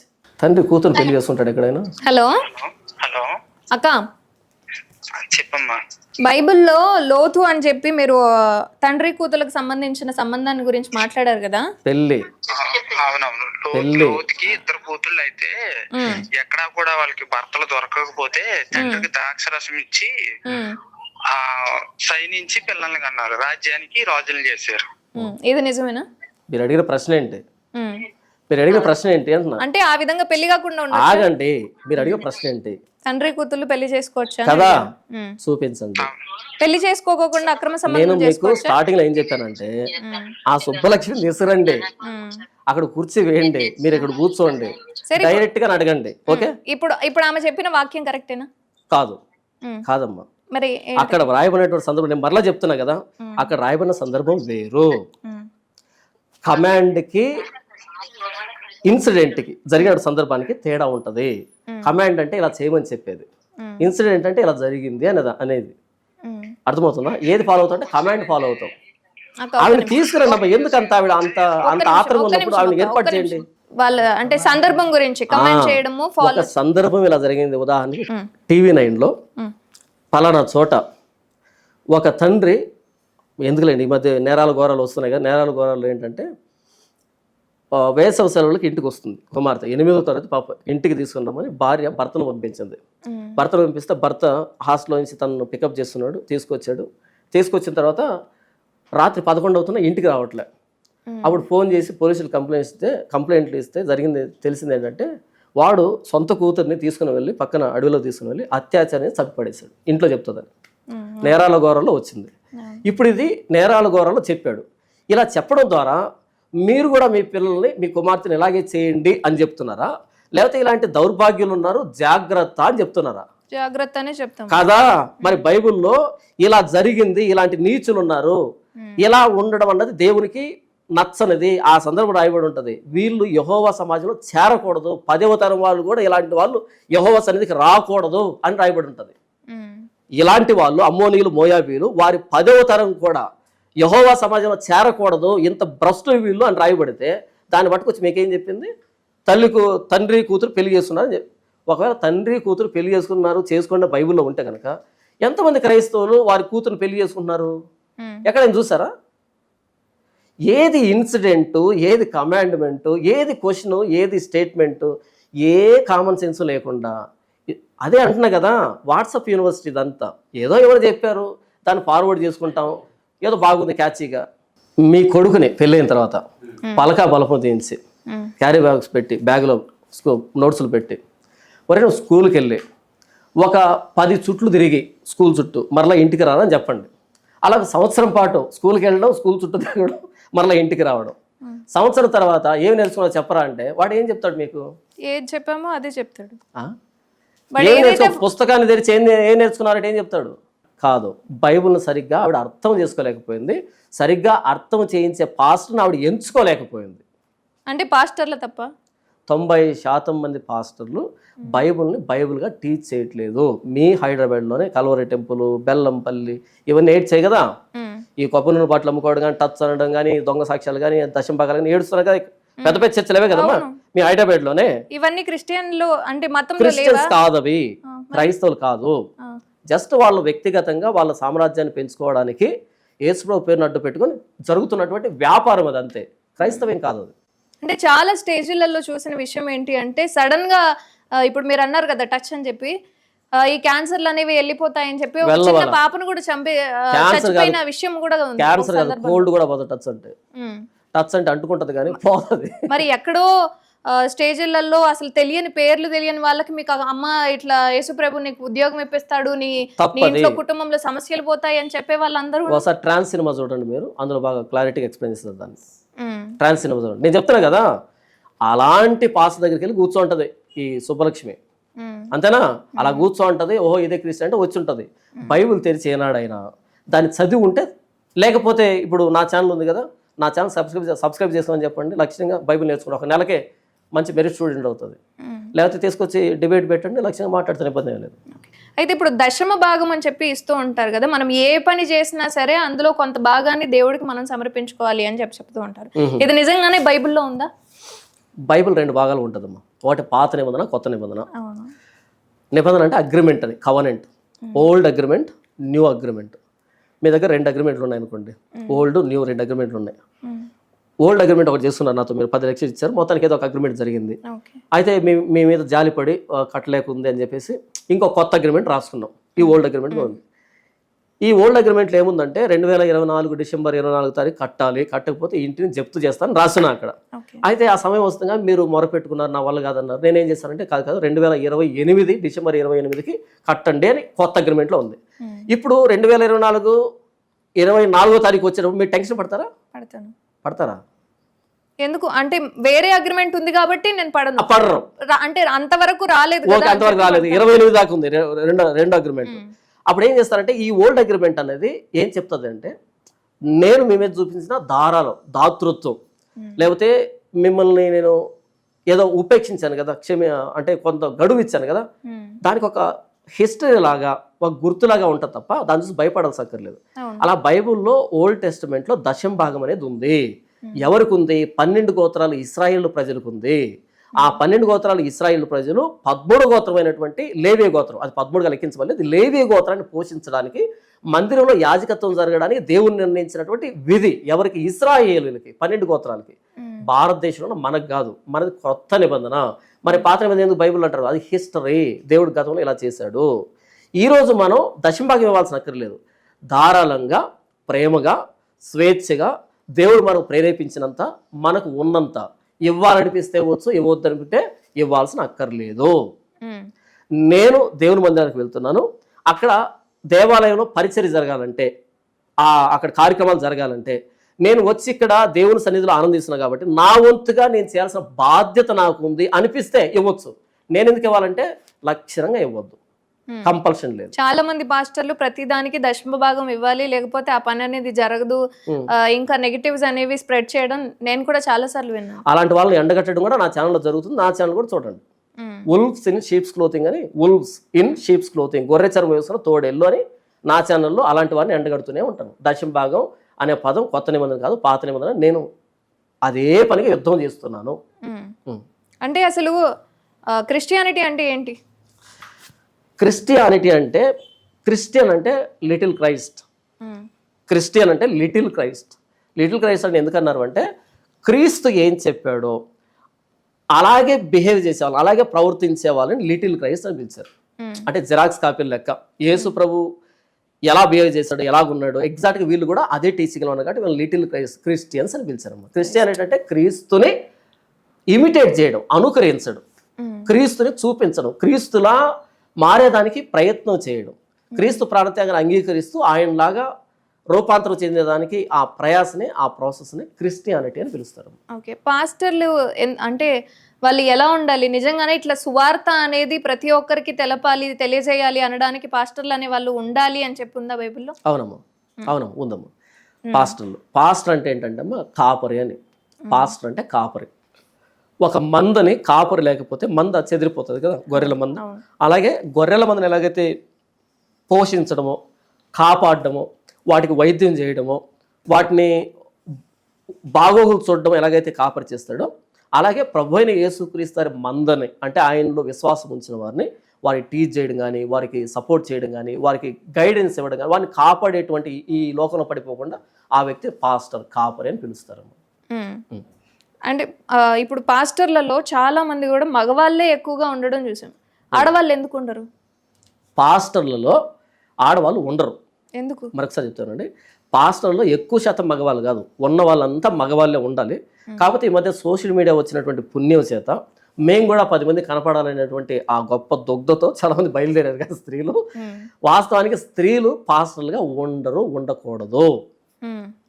బైబిల్ అది చెప్పిందమ్మా. ఎందుకు అని అంటే, స్త్రీ తక్కువని కాదు, పురుషుడు ఎక్కువని కాదు. పురుషుడు స్త్రీ ఇరువురు ఈక్వల్ దేవుని దృష్టిలో. Equal equal equal doesn't mean same. Equal అంటే సేమ్ అని కాదు, ఈక్వల్ అంటే సేమ్ అని కాదు. వాళ్ళను దేవుడు తయారు చేసిన విధానంలో కానీ, దేవుని దృష్టిలో కానీ వాళ్ళిద్దరు ఈక్వల్, సమానం. కానీ ఒకటే కాదు, స్త్రీకి ఉన్న బాధ్యతలు వేరే ఉన్నాయి, పురుషుడికి ఉన్న బాధ్యతలు వేరుగా ఉన్నాయి. అర్థమవుతుందా? కాబట్టి ఏంటంటే పురుషుడికి బోధించేటువంటి బాధ్యత దేవుడిచ్చాడు, సంఘాన్ని కాపాడేటువంటి బాధ్యత ఇచ్చాడు. అయితే స్త్రీకి కుటుంబాన్ని కాపాడేటువంటి బాధ్యత ఇచ్చాడు, కుటుంబాన్ని కాపాడేటువంటి బాధ్యత ఇచ్చాడు. కాబట్టి స్త్రీ పాస్టర్లు ఉండరు, అయితే ప్రస్తుతానికి వచ్చారు. అది బైబిల్కు వ్యతిరేకం. ఉదాహరణకి ఏదైనా ఒక విషయాన్ని వివరించాలనుకో, ఉదాహరణకి ఇప్పుడు ఒక అమ్మాయి ఎవరో అత్యాచారం చేశారు, ఆమె నా దగ్గరకు వచ్చి మొర పెట్టుకుంది అనుకో, పాస్ గారు ఇలా జరిగిందంటే నేను తనని చెప్పగలను, ఇలా ఇలా ఇలా అని చెప్పగలను. కానీ ఒక పురుషుడు మోసపోయి ఒక స్త్రీ చేతిలో ఇంకో స్త్రీ దగ్గరకు వచ్చారు మొర పెట్టుకున్నాను అనుకో, తను వినడానికి కూడా ఇబ్బంది పడుతుంది, వినలేదు. అంటే పురుషుడు చేసే ప్రతి పని స్త్రీ చేయలేదు, స్త్రీ చేసే ప్రతి పని పురుషుడు చేయలేడు. కాబట్టి పురుషుడికి బోధించేటువంటి సంఘాన్ని కాపాడేటువంటి బాధ్యతలు దేవుడు పురుషుడికి ఇచ్చాడు. పాస్టర్గా పురుషులు ఉన్నారు, స్త్రీ లేదు బైబుల్లో. అయితే ఇప్పుడు వచ్చారు, అది దౌర్భాగ్యం, అలా భ్రష్టు పట్టిపోతుంది క్రైస్తవం చాలా మట్టుకు. అదే ఈ మధ్య చాలా సాంగ్స్ అనేవి వస్తున్నాయి, స్టైల్ మారింది, ఇవన్నీ జస్ట్ ఫేమస్ అవ్వడానికి మాత్రమే ఫాలో అయినాయా? ఈ అంటే దేవుడు నేను నిన్ను ప్రేమిస్తున్నాను, నేను నీలో వశమవుతాను, ఇవన్నీ దేనికంటారు? అంటే అమ్మా అవి నేను కూడా విన్నాను, మరి ఎవరు రాశారు నాకు తెలియదు. కానీ నాకేమనిపిస్తుంది అంటే, గతంలో వీళ్ళు రికార్డింగ్ డ్యాన్స్ వేస్తూ ఉండుంటారు. బహుశా అలాంటి వాళ్ళు ఎందుకో పొరపాటున ఇటు ఎక్కడికో చర్చికి వెళ్ళి ఆ రికార్డింగ్ డ్యాన్స్ సంస్కృతిని ఇక్కడ క్రైస్తవంలో కూడా స్టార్ట్ చేసి పాటల రూపంలో దీన్ని భ్రష్టు పట్టించడానికి ఎవరైనా ప్రయోగించారేమో అలాంటి వారిని క్రైస్తవంలో. కానీ అది నా అనుమానం, అది విషయం. అండ్ ఇంకొకటి, లేకపోతే క్రైస్తవ సాహిత్యం నా స్టైల్ మారింది, నా జుట్టు మారింది, ఏంది అసలు అది నా తెలియకెడతాను. అది అసలు పాట పట్టిన పేడ. పోయిన సంవత్సరం ఒక పాట వచ్చిందని చెప్పి అది ఫేమస్ అయిన తర్వాత ఇప్పుడు ఏదైతుందో ఇంకా ప్రతిదీ అందరూ చేయడము, ఫాలో చేయడము. ఈ మధ్య మళ్ళీ పొద్దున్నే లేవంగానే హారతులు, యేసుప్రభుకు హారతులు అని చెప్పి యేసుప్రభు పాటలు అని చాలా వింటున్నాము. ఇప్పుడు మొత్తం క్రిస్టియానిటీ అనేది ఓ మతం, లేకపోతే వాళ్ళకు ఒక వే అనేది ఉంటుంది అని చెప్పి ఒక వే అనుకుంటే అదంతా తీసుకొచ్చి ఇప్పుడు హిందూయిజం లో తీసుకురావడము, మాకు ఎలా అయితే హారతులు ఉంటాయో, మాకు ఎలా అయితే విగ్రహాలు ఉంటాయో ఇవన్నీ ఫాలో చేయడము, ఇదంతా అంటే మా వేలోకి వస్తున్నారేమో అనిపిస్తుంది. కాదు, మీ వేలోకి వాళ్ళు రాలేదు, వాళ్ళు మీరు ఒకటే. మీ వేలోకి వాళ్ళు రాలేదు, వాళ్ళు మీరు ఒక్కటే. కాకపోతే చిన్న తేడా ఏంటంటే వాళ్ళ చేతిలో బైబుల్ ఉంటుంది, మీ చేతిలో బైబుల్ ఉంటుంది, అంతే తేడా. వాళ్ళని RCM అని పిలుస్తారు, రోమన్ క్యాథలిక్ మిషన్. క్యాథలిక్స్ అంటారే, మరియమ్మ బొమ్మలు, యేసు బొమ్మలు, అక్కడ కూడా కొబ్బరికాయలు కొడతారు, కొన్ని వస్తారు, అగరబత్తీలు వెలిగిస్తారు, మోకాల మీద నడుస్తారు, కింద పడి దొర్లుతారు, ఏంటంటో గుండు కొట్టించుకుంటారు.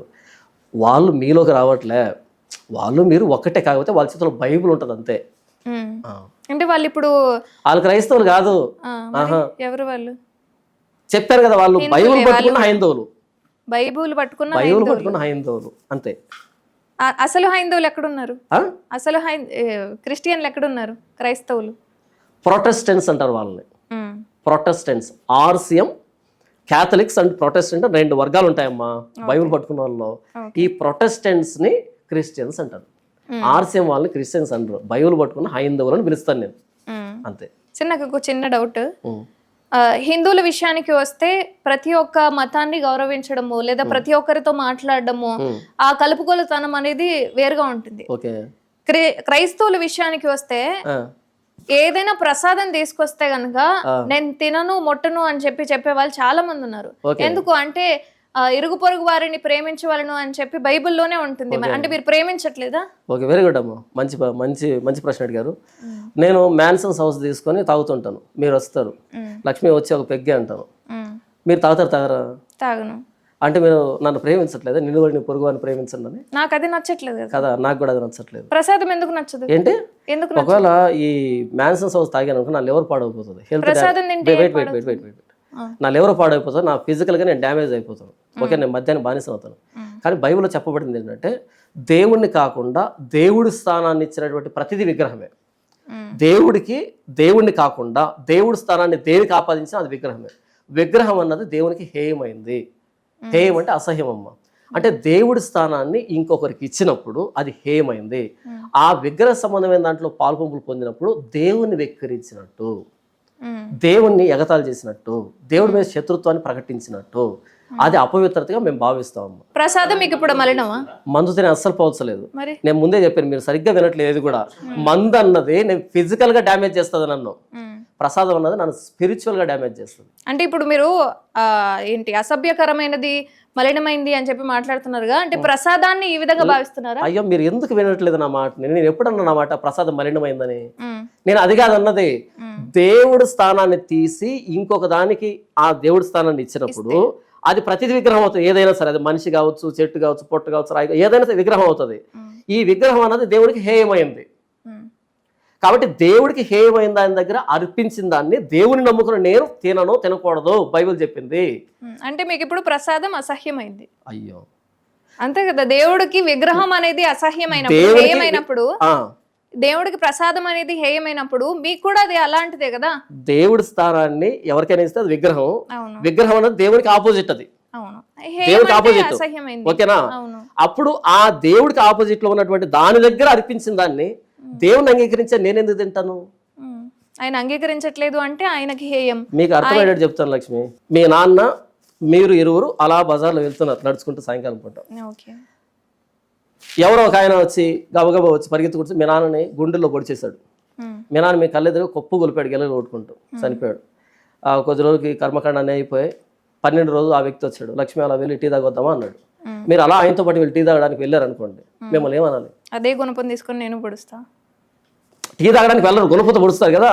అంటే మీ నాన్నను హత్య చేస్తే గుణపూత పొడుస్తారా? నేను చెప్పింది చాకు, లక్ష్మి గుణపూత పొడుస్తుంది అంటే అంతే కోపం వ్యాసం చేసుకుంది. మరి దేవుని స్థానాన్ని ఇంకొక వస్తువుకి ఇచ్చి సృష్టికర్త ఎక్కడ, వస్తువు ఎక్కడ నాకు తెలియగలుగుతాను? వస్తువును మనం చేతులతో నిర్మించి రూపాన్ని ఇచ్చాం. నా చేతులతో నేను నిర్మించి రూపాన్ని ఇచ్చి దీనికి సాగిలపడి దేవుడు అంటే మరి ఈ ఆకాశ మహాకాశాన్ని ఈ సృష్టిని చేసింది ఎవరు? మరి ఆయన్ని వెక్కిరించేటట్టుగా ఇక్కడ ఒక విగ్రహాన్ని పెట్టి దీని దగ్గర ఏదో పెట్టి దీన్ని మీరు తినండి అంటే ఆయన అంగీకరిస్తున్నాను. నాకు అది నన్ను వ్యతిరేకించినట్టుగా, నన్ను అవమానించినట్టు కాదా? అంటే వేరే వాళ్ళ దాన్ని మీరు కించపరుస్తున్నట్లే కదా ఇప్పుడు ఆ విషయానికి వస్తే. వినండి, నేను ఎవరి పేరు ప్రస్తావించలేదు, ఏ ప్రస్తావన తీసుకురాలేదు.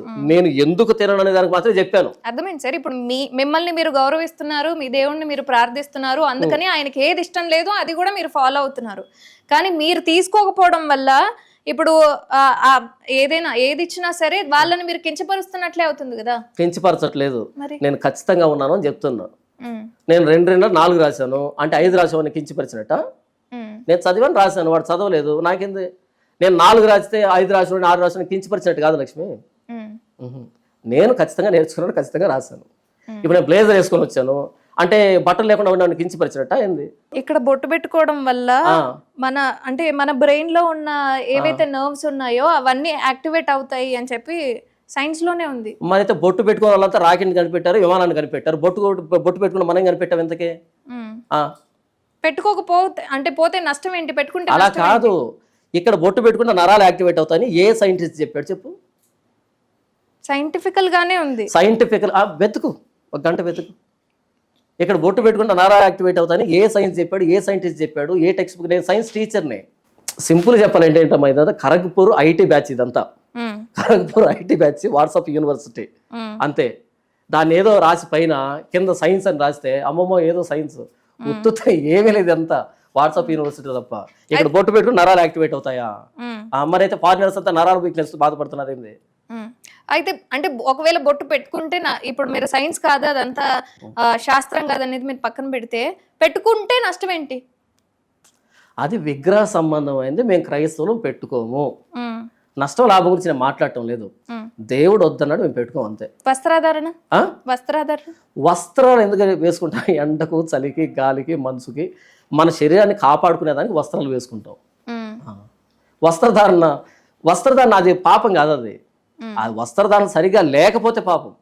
ఇప్పుడు రంగురంగుల బట్టలు, కొత్త బట్టలు, ఖచ్చితంగా రంగురంగుల బట్టలు మనకి ఇష్టం వచ్చింది షాప్కి వెళ్ళి మనం ఏం చేస్తాం, మనకి ఏ రంగు ఇష్టమో అది వేసుకుంటాం. దాంట్లో ఏమంటది? అది అడుగుతాను. కలర్ బట్టలు మనకు నచ్చినవి అలంకరణకి వేసుకోవచ్చు, కానీ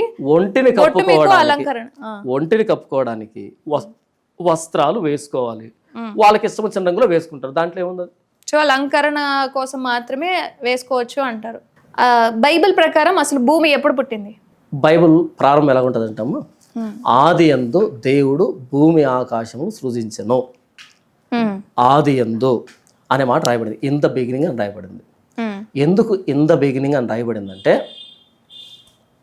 భూమి కంటే ముందు ఎవరైనా ఉన్నారనుకో, ముందు ఏదైనా ఉందనుకో, అప్పుడు దాన్ని పాయింట్ ఆఫ్ రెఫరెన్స్గా తీసుకొని అప్పుడు దీన్ని ఎప్పుడు అది పుట్టిన ఇంతకాలానికి ఇది పుట్టిందని చెప్పొచ్చు పాయింట్ ఆఫ్ రెఫరెన్స్గా. ఇదే బిగినింగ్ కాబట్టి దీని పాయింట్ ఆఫ్ రెఫరెన్స్ ఉండదు, ఇదే పాయింట్ ఆఫ్ రెఫరెన్స్ అవుతుంది, అది ఇన్ ద బిగినింగ్ అవుతుంది. ఇది వచ్చిన తర్వాత వచ్చేదానికి పాయింట్ ఆఫ్ రెఫరెన్స్ వస్తుంది, దీనికి నంబర్ ఉంటుంది. బిగినింగ్కి డేట్ ఉండదు, బిగినింగ్ని బట్టి డేట్ తర్వాత వస్తుంది. కాబట్టి బైబిల్ ప్రకారంగా భూమి ఎప్పుడు పుట్టిందంటే, భూమి పుట్టడమే ప్రారంభం, ఇన్ ద బిగినింగ్, దాని డేట్ అంతే. సో భూమి పుట్టడమే ప్రారంభం, భూమి ఎప్పుడు పుట్టింది అనేది లేదు. ఓకే, ఇక్కడికి ఇప్పుడు ఇండియాకి ఎప్పుడు వచ్చింది బైబిల్ అనేది? బైబిల్ రాలేదు ఇండియాకి, బైబిల్ రావడం కదమ్మా. క్రీస్తు శకం 52లో ప్రభువైన యేసుక్రీస్తు వారి శిష్యుడు అయినటువంటి థామస్ అండ్ బర్తులమై ఇద్దరు ఇండియాకి వచ్చారమ్మా. క్రీస్తు శకం 52లో మన సెయింట్ థామస్ మౌంట్ ఉందా చెన్నైలో, అక్కడ థామస్ని చంపారు. సెయింట్ థామస్ మౌంట్ అంటారు దాన్ని, మౌంట్ రోడ్ అంటారు కదా. 52లో ప్రభువైన యేసుక్రీస్తు వారి శిష్యుడు తోమ భారతదేశానికి వచ్చాడు, ప్రభువైన యేసుక్రీస్తుని ప్రకటిస్తూ. 52 నుండి భారతదేశంలో క్రైస్తవ్యం ఉంది. 52 నుంచి అంటే కామన్గా ఇప్పుడు ప్రతి ఒక్క వ్యక్తికి వాళ్ళ పూర్వం చూసుకుంటే మొత్తం అందరూ హిందువులే, భారతదేశం అంతటా కూడా మాక్సిమం హిందువులే ఉన్నారు. అవునమ్మా. కేవలం హిందువులనే టార్గెట్ గా చేసుకొని మతం మార్చాలి అన్న ఉద్దేశంతో క్రిస్టియానిటీ అనేది సాగుతుంది అనేది మాట, ఏమంటారు? లక్ష్మి, నీకు ఒక చిన్న విషయం చెప్తాను, అర్థం చేసుకునే ప్రయత్నం చేయి. మనం హిందువులమి అని ఎలా అయ్యామంటే, హిందూ నది పక్కన నివసించినటువంటి నాగరికత కాబట్టి. సింధు నది ఉందా, సింధు నది, ఆ సింధు నదిని పర్షియన్స్ హిందూ నది అంటారు. సి బదులు హా వాడతారు వాళ్ళు, సా బదులు హా వాడతారు వాళ్ళు. పర్షియన్స్ సింధు నదిని హిందూ నది అని పిలిచారు, అది నది పేరు. ఆ సింధు నది పక్కన ఉన్నటువంటి నాగరికత కాబట్టి హిందువులు అని పిలువబడ్డాం. మతాన్ని బట్టి కాదు, హిందూ అనేది మతం కాదు. ఏమంటారంటే ఈ మధ్య చిన్నజీర స్వామి కూడా స్టేట్మెంట్ ఇచ్చాడు కదా, హిందూ అంటే కాఫీ రాడు, హిందూ అనకూడదు, సనాతన ధర్మం అని పిలిచారు కదా. కాబట్టి ఏంటంటే హిందూ అనేది మతానికి సంబంధించింది కాదు, సింధు నది పక్కన నివసించిన నాగరికత అని మనం. ఒప్పుకుంటారైతే మరి సింధు నది నాగరికత కదా మనది, మరి హిందూనే. మీరు కూడా హిందువే కదా అయితే ఇప్పుడు. నేను మరలా చెప్తున్నాను, ఇది మతానికి సంబంధించింది కాదు. అయితే మతానికి సంబంధించి అనట్లేదు, మీరు హిందువే కదా. మనది సింధు నది పక్కన వచ్చినటువంటి నాగరికత. సో హిందూ, దీన్ని పర్షియన్స్ హిందూ నది అన్నారు, హిందువుని, దాన్ని ఉండదు. సో మీరు ఇప్పుడు హిందువే, ఎప్పటికీ హిందువునే. భారతదేశంలో పుట్టిన ప్రతి ఒక్కరు హిందువే, ఎందుకంటే ఆ నాగరికత కాబట్టి. కానీ సనాతన ధర్మానికి సంబంధించిన అయితే కాదు. ఓకే, సనాతన ధర్మంలో ఉన్న వ్యక్తులను మార్చాలని ఎందుకు అనుకుంటున్నారు? వాళ్ళకు సత్యం తెలియదు కాబట్టి, ప్రభు యేసుక్రీస్తు సత్యం కాబట్టి, వాళ్ళకి పాప క్షమాపణ అంటే తెలియదు కాబట్టి, యేసుప్రభు రక్తంలో కడగబడితేనే పాప క్షమాపణ కాబట్టి, యేసుప్రభు దేవుడు కాబట్టి వాళ్ళకి దేవుని పరిచయం చేస్తుంది. సనాతన ధర్మంలో ధర్మం లేదా? సనాతన ధర్మంలో ధర్మం లేదా? వాళ్ళు పెట్టుకున్న ధర్మం ఉంది, కానీ దేవుడు ఏర్పాటు చేసిన ధర్మం లేదు. ఆయన ఏర్పాటు చేసిన ధర్మం ఏంటి? ఆయన ఏర్పాటు చేసిన ధర్మమే బైబుల్. 613 ఆజ్ఞలు, 613 ఆజ్ఞలు ధర్మశాస్త్రం అంటాం దాన్ని. ఇప్పుడు సనాతన ధర్మంలో ఫాలో అవుతున్న రామాయణం కావచ్చు, భగవద్గీత కావచ్చు, ఇవన్నీ ధర్మం కదా? వాటి గురించి నేను కామెంట్ చేయను, వాటి గురించి నేను ఎత్తను. ఎందుకంటే మీరు కాదని చెప్తున్నారు కదా, ధర్మం కాదు అంటున్నారంటే ఇది ఇప్పుడు ధర్మం కాదని మీరు అడిగారు కాబట్టి చెప్తున్నారు. ఎందుకు పరిచయం చేస్తున్నారు వాళ్ళకంటే ఇది నిజమైన ధర్మం అని చెప్తున్నాను అంతే. అంతేగాని వేలెత్తి చూపించి ఇలా చెప్పాల్సిన అది నాకు లేదు. నేను అందులో దూరను, అది విషయం. బైబిల్ని ఇది ఇప్పుడు ధర్మం సత్యం అని చెప్పి ఫాలో అవుతున్నప్పుడు, హిందూ ధర్మంలో వాళ్ళు ఏదైతే ఫాలో అవుతున్నారో, సనాతన ధర్మంలో ఏదైతే ఫాలో అవుతున్నారో దాన్ని కాదు అని చెప్తున్నారు అంటే వాళ్ళు ఫాలో అవుతున్నది కూడా కాదు అనే కదా అర్థం. ఇప్పుడు మీరు సుబ్బలక్ష్మి కాల్ చేశారు, కాల్ చేసి బైబిల్లో లేని దాన్ని కూడా ఉన్నట్టు 2 సార్లు చూపించే ప్రయత్నం చేశారు. అంటే మీరేం చేసినట్టు ఇక్కడ? అంటే మా బైబిల్ పట్టుకొని మా బైబిల్ లేని కూడా ఉన్నట్టుగా చిత్రీకరించే ప్రయత్నం మీరు చేయొచ్చు. కానీ అక్కడ లేని దాన్ని మీరు ఉందని నమ్ముతూ ఉంటే కాదని చెప్పడం నేను చేయకూడదా? అంటే మీ పాయింట్ ఆఫ్ వ్యూలో మీరు మాత్రమేమో మేము రక్షించుకుంటున్నాం, అది చేస్తాం, ఇది చేస్తాం మీరు చెప్పొచ్చు. మరి అసలైన రక్షణ ఇదే అని చెప్తూ ఉన్నప్పుడు ఇది ఎందుకు తప్పు అవుతుంది? మీ దాంట్లో అక్షరాలు మాత్రమే ఉన్నప్పుడు సనాతన ధర్మంలో ప్రతి ఒక్క ప్రాంతానికి, ఇప్పుడు ద్వారక చూసుకుంటే కృష్ణుడు కట్టిన ప్లేస్ ఉంది. అక్షరాలని దేని గురించి మాట్లాడుతున్నారు? బైబిల్ గురించి. ఇప్పుడు దీన్ని దేంతో కంపేర్ చేయాలి? ఇంకో అక్షరాలు ఉన్న పుస్తకంతో కంపేర్ చేయాలి. మరి మీరు ప్రాంతాల దగ్గరికి ఎందుకు వెళ్ళారు? నా తెలియగడుగుతాను. అక్కడ ప్రూఫ్స్ ఉన్నాయి. బైబిల్లో ఉన్న ప్రతి ప్రాంతం చారిత్రాత్మకం. టూర్ తిప్పుతున్నారు, ఇజ్రాయెల్ టూరు, మన గవర్నమెంట్ కూడా సబ్సిడీ ఇస్తుంది దానికి. ప్రతి ప్రాంతం చూపెడతారు, ఈజిప్ట్ మొదలుకొని పాలస్తీనా వరకు, సిరియా వరకు, లెబనాన్ వరకు, మొత్తం డెడ్ సీ అంతా ప్రతి ప్రాంతం బైబిల్లో ఉన్నది, ప్రతిదీ ఉంది. ఇప్పుడు సనాతన ధర్మంలో కూడా అన్ని ఉన్నాయి కదా? లేవమ్మా. ఎక్కడ లేవు? లేవమ్మా. ఎక్కడ లేవు అంటే నేను చెప్పాను కదా, అనుకుంటున్నారు తప్ప అది కాదమ్మా. బైబిల్ ఉన్న ప్రతి ప్రాంతం అయితే ఉంది, ఇదైతే నేను చెప్పగలను.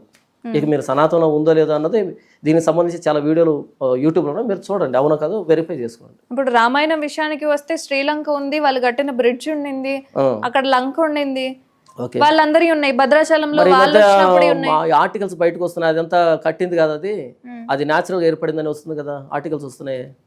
న్యాచురల్ గా ఏర్పడింది. ఎలా ఏర్పడింది న్యాచురల్ గా? ఎలా ఏర్పడింది న్యాచురల్ గా? అదే ఆర్టికల్స్ చదవండి అమ్మా, ఎలా ఏర్పడింది, ఓవర్ పీరియడ్ ఆఫ్ టైంలో ఏర్పడ్డాయి న్యాచురల్ గా భూభాగం అది అని చెప్తున్నారు. మరి మీరే దాన్ని చూడాలి, నాకు తెలియదు. ఇప్పుడు పద్మనాభ స్వామి టెంపుల్లో సారీ, నేను వాటి గురించి కామెంట్ చేయను.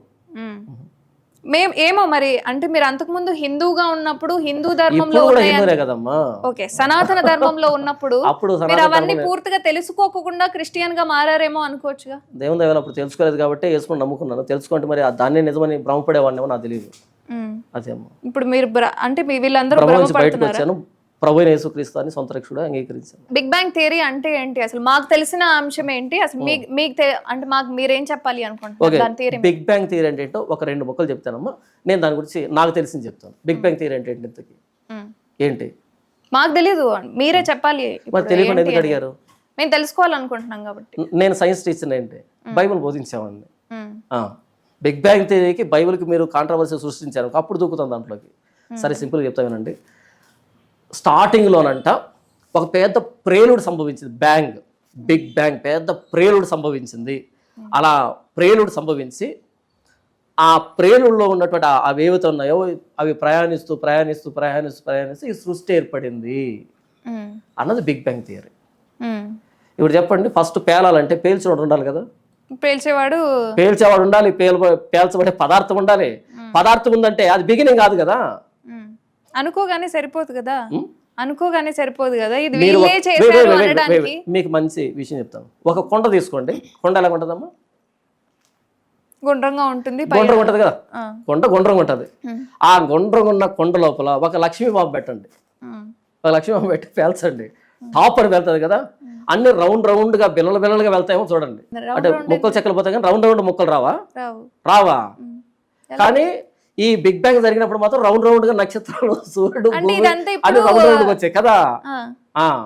ఒకటి పేలినప్పుడు నిర్మాణం జరుగుతుందా లేకపోతే విధ్వంసం జరుగుతుందా? ఒకటి పేలినప్పుడు నిర్మాణం జరుగుతుందా విధ్వంసం జరుగుతుందా చెప్పు. సో ఇప్పుడు ఇదంతా అవి గుండ్రంగా అవ్వడానికి కారణం బిగ్ బ్యాంగ్ థియరీ అనేది ఇట్స్ అ జోక్ అమ్మ, నవ్వుకొని వదిలిపెట్టాలి. ప్రెసెంట్ ఉన్న పాస్టర్ల గురించి ఏం చెప్తారు? ఏం చెప్పాలి, ఏ యాంగిల్లో చెప్పాలి, ఏం చెప్పాలంటే అంటే ఇప్పుడు సువార్తను చెప్పేదైనా, యేసుక్రీస్తు గురించి చెప్పేదైనా, అందులో ఉన్న వాక్యాల గురించి చెప్పేదైనా మొత్తం పాస్టర్ల ద్వారానే నడుస్తూ ఉంటుంది. ఇప్పుడు మరి ఉన్న వాళ్ళల్లో వాళ్ళ పరిస్థితి ఏంటి, అసలు ఏం జరుగుతుంది, ఇదంతా మీరు అబద్ధం అంటున్నారు కదా. అంత అబద్ధం అని చెప్పట్లేదమ్మా, 99% మీరు 95% అంటే ఎక్కువ శాతం. ఇప్పుడు మీ హైదరాబాద్ లోనే ఈ టెంపుల్స్ అన్ని వచ్చాయి కదమ్మా, పెద్ద పెద్ద చర్చెస్ ఇవన్నీ కడుతున్నారు కదా, ఇదంతా వ్యాపారము అని అయితే చెప్తున్నాను. Mega churches and corporate pastors ఈ ఇద్దరు కూడా అగెయిన్స్ట్ బైబిల్, బైబిల్కి అగెయిన్స్ట్ వీళ్ళు. ఇది క్రిస్టియానిటీ కాదు, అదొక వ్యాపారం, అంతే, బిజినెస్ మాత్రమే. ఎవరైతే బైబిల్ పట్టుకోం కూడా బైబిల్లో ఏముందని తెలుసుకోవాలనే ఆశ లేనటువంటి వాళ్ళు ఉంటారు చూసావా, వాళ్ళ అమాయకత్వాన్ని ఆసరా చేసుకొని బ్రతుకుతున్నటువంటి వ్యాపారస్తులు వాళ్ళంతే. బైబిల్ తెరిచి అందులో ఏముందని చదివితే కదమ్మా యేసుప్రభు అర్థమవుతాడు. అక్కడికి వెళ్తే బాగా జరిగింది, ఇక్కడ వెళ్తే బాగా జరిగింది. ఎలాగైతే లోకంలో ఉన్నప్పుడు భూత వైద్యులు ఉన్నారో వీళ్ళు అంతే, అక్కడ తాయితలు వేస్తారు, వీళ్ళు కొబ్బరి నూనె ఇస్తారు, రెండు అంతే, సేమ్ అంతే. కొబ్బరి నూనె అనేది అబద్ధమా? నిజంగానే బొట్టు పడతారు, రాస్తారు. కొబ్బరి నూనె నిజం, వెంట్రుకలు పెరుగుతాయి, కొబ్బరి నూనె నిజం. కానీ కొబ్బరి నూనెకి ప్రార్థన చేసాం స్వస్థతలు జరుగుతాయని చెప్పడం అబద్ధం. అది చాలా మంది కొబ్బరి నూనె డబ్బాలను స్టోర్ చేసుకుంటూ ఉంటారు మతంలో ఉన్న వాళ్ళందరూ కూడా. నేనేం చెప్పాను, బైబిల్ తెరిచి బైబిల్లో ఏముందని తెలుసుకోవాలని ఆశ లేని వాళ్ళంతా ఇలాంటి అబద్ధాలు నమ్మాలి, అంతే కదా. మరి రొట్టె ముక్కలు ఇవ్వడము లేదా ద్రాక్ష రసము ఇవ్వడము అది వేరు. రొట్టె ద్రాక్ష రసం అది వేరు, అదేం ప్రసాదం కాదు, అది బాప్తీసం తీసుకున్న వాళ్ళు తీసుకుంటారు. అది దానికి యేసు ప్రభువుని జ్ఞాపకం చేసుకుంటూ చేసేటువంటి ఒక సంస్కారం. అది జస్ట్ ఈ కొబ్బరి నూనె మాత్రం ఫేక్. ఓకే. అండ్ విగ్రహ ఆరాధన కూడా చాలా మంది తప్పు పట్టే వాళ్ళు ఉంటారు. ఇప్పుడు హిందూయిజంలో చాలా మంది విగ్రహ ఆరాధన ఉంది, ఆయనకు అసలు రూపమే ఉంటుంది. ఇప్పుడు మీరే చెప్పారు ఇందాక, మనిషికి మనం ఆయన పెద్దగా ఉంటాడు కాబట్టి 10 తలలు పెట్టుకుంటున్నాము అని. మరి యేసుక్రీస్తుకు రూపం ఇచ్చింది ఎవరు? ఆయన్ని చాలా మంది అంటే ప్రతి ఒక్క చర్చ్ లో మాక్సిమం ఆయన విగ్రహం ఉంటుంది, సెలవు ఉంటుంది. ప్రారంభంలో చాలా స్పష్టంగా చెప్పాను, RCM church, Roman Catholic machine వాళ్ళు మాత్రమే విగ్రహారాధన చేస్తారు. ప్రొటెస్టెంట్ క్రిస్టియన్ అసలు పొరపాటున యేసుప్రభు విగ్రహాన్ని పెట్టరు. అసలు యేసుప్రభు ఎలా ఉంటాడు మనకెలా తెలుసు? 2000 సంవత్సరాల క్రితం యేసుప్రభు ఆయన ఇలాగే ఉంటాడని ఆ రూపం మనకెలా తెలుసు? అసలు తప్పు. మరి ఎలా రాశారు బైబిల్? విగ్రహానికి బైబిల్ సంబంధం ఏంటి నాకు తెలియగలుగుతాను. అప్పుడే తెలియదు అన్నారు కదా, ఈ మధ్యలో ఎలా తెలిసింది అంటున్నా. నేను అన్నది రూపం తెలియదని, రూపం తెలియదండి అన్నది. రూపం తెలియనప్పుడు ఆయన గురించి ఎలా తెలుస్తుంది? ఆయన శిష్యుడైన తోమ భారతదేశానికి వచ్చి చెప్పాను 52లో, ఆయన 12 మంది శిష్యులు ఉన్నారా, 12 మంది శిష్యులకు ఆయన బోధించాడు కదా, వాళ్ళు రాశారు. ఓకే. సో ఇప్పుడు ఆయన రూపం తెలియదు కానీ ఆయన విగ్రహ ఆరాధన మాత్రం చేసే వాళ్ళందరూ RCM చర్చ్ వాళ్ళు సంబంధించిన వాళ్ళు తప్ప వాళ్ళు క్రిస్టియన్స్ కాదు. మరి అసలు ఆ విగ్రహం లేకోకుండా ఎక్కడ నేను చర్చ్ అయితే చూడలేను. లేదు, అయితే మీరు అన్ని RCM చర్చలు చూసారు, అది విషయం. సో విగ్రహం లేకుండా కూడా చర్చిలు ఉంటాయి. విగ్రహం లేకుండానే చర్చలు ఉంటాయి. మీ దురదృష్టం ఏంటంటే ఉన్న వాటి దగ్గరికి వెళ్ళారు మీరంతా. అక్కడ దేన్ని ప్రార్థిస్తారు? మరి మీరు గుడికి వెళ్ళి ఏం చేస్తారు, వాళ్ళు కూడా అదే చేస్తారు, దాన్నే చేస్తారు. మీరు వెళ్ళి మూల విరాట్ని ఎలాగైతే నమ్ముతారో వాళ్ళు కూడా ఆ మరి ఏమో వేసుకోమో మొక్కుతారు అక్కడ, అంతే. పేర్లు తేడా ఉంటాయి కానీ విగ్రహం ఒకటే, అంతే. మీకు వాళ్ళకి తేడా ఉండదు, బైబిల్ తప్ప. వాళ్ళు కూడా హైందవులే, బైబిల్ పట్టుకుని హైందవులని పిలుస్తాను నేను ముచ్చటగా. సూపర్. ఈ కొబ్బరి నూనె చెప్పే వాళ్ళు కావచ్చు, లేదా విగ్రహ ఆరాధన చేసే వాళ్ళు, చర్చ్లకు వెళ్ళే వాళ్ళు, వీళ్ళందరూ కూడా హిందువులతో సమానం అని చెప్తున్నారు జాన్ పాల్ గారు. లేదా విగ్రహారం చేసే వాళ్ళు హిందువులతో సమానం చెప్తాను. ఈ కొబ్బరి నూనె నమ్ముతున్నారు సో వాళ్ళు అమాయకులు అని చెప్తున్నాను. భూత వైద్యుల దగ్గరికి వెళ్తూ ఉంటారే వాళ్ళు ఎలాగో వీళ్ళు కూడా అంతే అని చెప్తున్నాను. సో ఇవన్నీ ఉండవు అసలు మతంలో, బైబిల్ క్రిస్టియానిటీలో. అలాంటివి లేవు, మతం బైబిల్ కాదు, అలాంటివి లేవు, క్రిస్టియానిటీలో లేవు. బైబిల్ అలాంటివి లేవమ్మా. ఇప్పుడు ఎందుకంటే మీరు ఉన్న వాళ్ళందరినీ కూడా కాదని చెప్తున్నారు. సో ఇప్పుడు ఉన్న క్రిస్టియానిటీలో వాళ్ళందరినీ కాదు, లైక్ ఇప్పుడు ఇదంతా ఫాలో అవుతున్న వారు ఆర్సీఎం చర్చ్ వాళ్ళు అసలు ఈ యేసుక్రీస్తుకు సంబంధించిన వ్యక్తులే కాదు అని చెప్పి ఖరాఖండిగా చెప్తున్నారు. అవునమ్మా. మరి మీ మీద చాలా నెగిటివ్స్ వస్తాయి, ఎందుకంటే వాళ్ళు అందరూ ఫాలో అయ్యేదే ఇప్పుడు జనరేషన్ వచ్చే వాళ్ళు కూడా ఫాలో అవుతూ అంటే ఇప్పుడు నా మీద పాజిటివ్ ఉంది అనుకుంటున్నారా మీరు? నా మీద ఉన్నదంతా నెగిటివిటీనే. ఇప్పుడు కొత్తగా వస్తే భయపడేది ఉండదు, నిండా మునివాడు సైలెంట్ అమ్మా. మీరే గ్యాప్ ఉంటే చనిపెడుతుంది, నిండా మునిగిపోయినా ఆల్రెడీ. నా పేరు చెప్పగానే అర్థమైపోతుంది అందరికీ. పాపం ఈవిడికి నేను తెలియక పాపం ఫోన్ కలిపింది పాపం.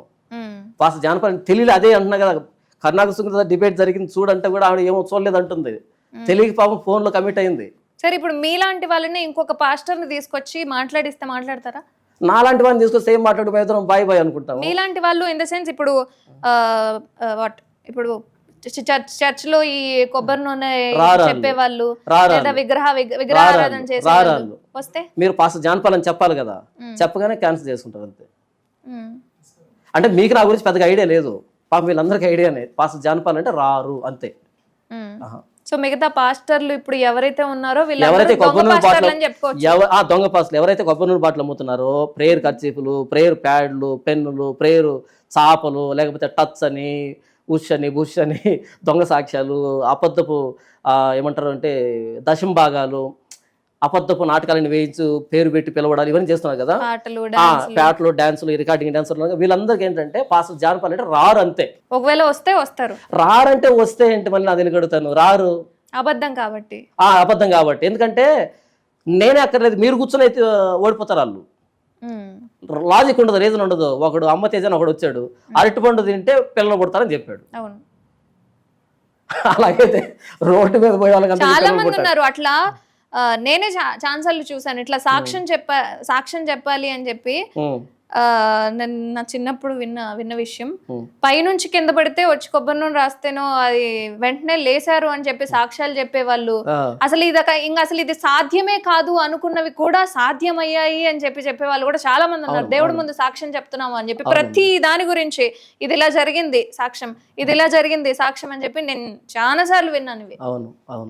ఇలా దేవుడికి చెప్పుకునే వాళ్ళు ఎంత మంది లేరు. మేము ఏదైతే వింటున్నామో, మేము ఏదైతే ఫాలో చూస్తున్నామో అదే క్రిస్టియానిటీ ఏమో అనుకుంటాం. మీలాంటి వాళ్ళు ఇలా వచ్చి చెప్తే తప్ప అదేంటి అనేది కూడా మాకు తెలియదు. అవును, మీకే కాదు సుబ్బలక్ష్మి కూడా తెలియదు పాపం. అండ్ మీరు కూడా అంటే ఇది మాత్రమే నిజం, ఇది మాత్రం అబద్ధం అని చెప్పి అనుకోవడం కూడా కొంతవరకు మూర్ఖత్వం అనిపించలేదు మీకు ఎప్పుడు? కాదమ్మా, ఖచ్చితత్వం. మీరు క్రిస్టియానిటీలో చదివినంత నేర్చుకోవాలి అన్న ఆతృత అందులో పెట్టారేమో, ఇక్కడ హిందూయిజంలో పెట్టలేదేమో అనిపించింది. ఏముంది చదవడానికి? ఏం లేదు. ఏముంది చెప్పండి. నేను ఒక దొంగనే నన్ను మార్చేటువంటి ఒక రెఫరెన్స్ చూపించడం మీకు ఎక్కడ ఉంది? నేను ఒక వ్యభిచారిని మార్చేటువంటి ఏముందో చెప్పండి ఒకటి. నేను ఒక హంతకుడిని, నా హంతక లక్షణాల నుంచి బయట తీసుకొచ్చేటువంటి ఏదైనా ఒకటి ఉంది అని చెప్పండి. మీకు మాట చెప్తానమ్మా. ఈ సర్వమత సమ్మేళన సభలో మన వివేకానందుడు మాట్లాడిన మాటల గురించి గొప్ప మాట్లాడుకుంటాం మనం. అది ఒక్కసారే జరిగింది కాదు, అది చాలాసార్లు జరిగింది సర్వమత సమ్మేళన సభలో. ఒక సర్వమత సమ్మేళన సభలో జోసెఫ్ కుక్ అనేటువంటి పాస్టర్ ఏం చేస్తాడు అంటే అన్ని మతాల రిప్రజెంటేటివ్స్ వస్తారు అక్కడికి వచ్చిన తర్వాత ఆయన ఒక్కో మతస్థుడు వస్తాడు, వాళ్ళ మతం గొప్పదానం చెప్తాడు, అలా వెళ్ళిపోయి కూర్చుంటారు. చివరిలో ఏంటంటే క్రిస్టియన్ పాస్టర్ వచ్చి నిలబడతాడు, ఈ క్రైస్తవ ప్రతినిధి నిలబడి ఒక కథ చెప్తాడు. ఎవరు? షేక్స్పియర్ రాసినటువంటి కథ, లేడీ మెక్బెత్ కథ పేరు. లేడీ మెక్బెత్ అనేటువంటి కథ ఒకటి ఉంది, ప్లే రైట్ అది చెప్తాడు. దాంట్లో ఏంటంటే ఈ మెక్బెత్ భార్య ఏం చేస్తుందంటే రాజుగారికి విషం ఇచ్చి చంపుతుంది. అంటే స్లో పాయిజన్, రోజు విషం ఇచ్చి చంపుతారు అనమాట. ఇద్దరు కలిసి ప్లాన్ చేసి చంపుతారు. రాజుగారు చనిపోతారు. చనిపోయిన వెంటనే ఈ మెక్బెత్కి, అంటే ఈ లేడీ మెక్బెత్కి చేతుల నిండా రక్తం అంటుకుంటుంది. అంటే గుర్తుగా ఆ పాపం ఇక్కడ చేతులు అంటుకుంది అనేది గుర్తుగా, ప్లే రైట్ డ్రామా అది. ఇలా రక్తం అంటుకుంటే ఈవిడ ట్యాప్ దగ్గరికి వెళ్ళి కడుక్కుంటుంది. ఇది పక్కన వాళ్ళు కనిపించదు. పక్కన వాళ్ళకి ఏంటి పదే పదే చేతులు కడుగుతున్నావు అన్నట్టుగా అనుకుంటారు వీళ్ళు. ఆమెకు ట్యాప్ మాత్రమే దగ్గరికి వెళ్ళి కడుక్కుంటది, నదులు కడుక్కుంటది, ప్రతి చోట అంటే ఎక్కడ పాపం పోతే అక్కడ వెళ్ళి కడుక్కుంటూ ఉంటుంది. అందరూ ఎందుకు అన్నిసార్లు కడుక్కుంటున్నావు అనేటట్టుగా అంటూ ఉంటారు, పిచ్చి పట్టిందని. అంటే పిచ్చి దానిలో తయారైపోతుంది. తనకు మాత్రం రక్తం ఫ్రెష్గా కనపడుతుంటుంది, ఇంకెవరికి కనపడదు. ఎక్కడ నీళ్ళు కనపడ పరిగెత్తుకుంటే వల్ల కడగడం, కానీ పోదు, రక్తం పోదనమాట. అంటే అది అంటుకొని ఉంది. ఇది చెప్పి జోసెఫ్ కుక్ అనేటువంటి ఆయన ఒక ప్రశ్న అడుగుతాడు, ఇంతవరకు మీ మతాలు గొప్పతనం మీరు చెప్పారు, అయితే నేను అడుగుతున్న ప్రశ్న ఏంటంటే లేడీ మెక్బెత్ చేతులకు ఉన్నటువంటి రక్తాన్ని కడగగలిగినటువంటి ఔషధం మీ మతాల్లో ఉందా అని అడుగుతాడు. అప్పుడు అందరు తలదించుతా ఆయన చెప్తాడు, ప్రభు అయిన యేసుక్రీస్తు వారి రక్తం ప్రతి పాపం నుండి కడిగి మనల్ని పవిత్రులుగా చేయను అని 1 యోహాను పత్రిక 1వ అధ్యాయం 7వ వచనాన్ని చెబుతాడు. అక్కడ యేసుక్రీస్తు రక్తం ప్రతి పాపం నుండి కడిగి మనల్ని పవిత్రులుగా చేయను అని. ఏ మతంలో కూడా పాపిని పరిశుద్ధపరిచేటువంటి మార్గం లేదు. నువ్వు పాపం చేయకుండా ఇలా ఉండాలి, పాపం చేయకుండా ఇలా ఉండాలి ఉంది.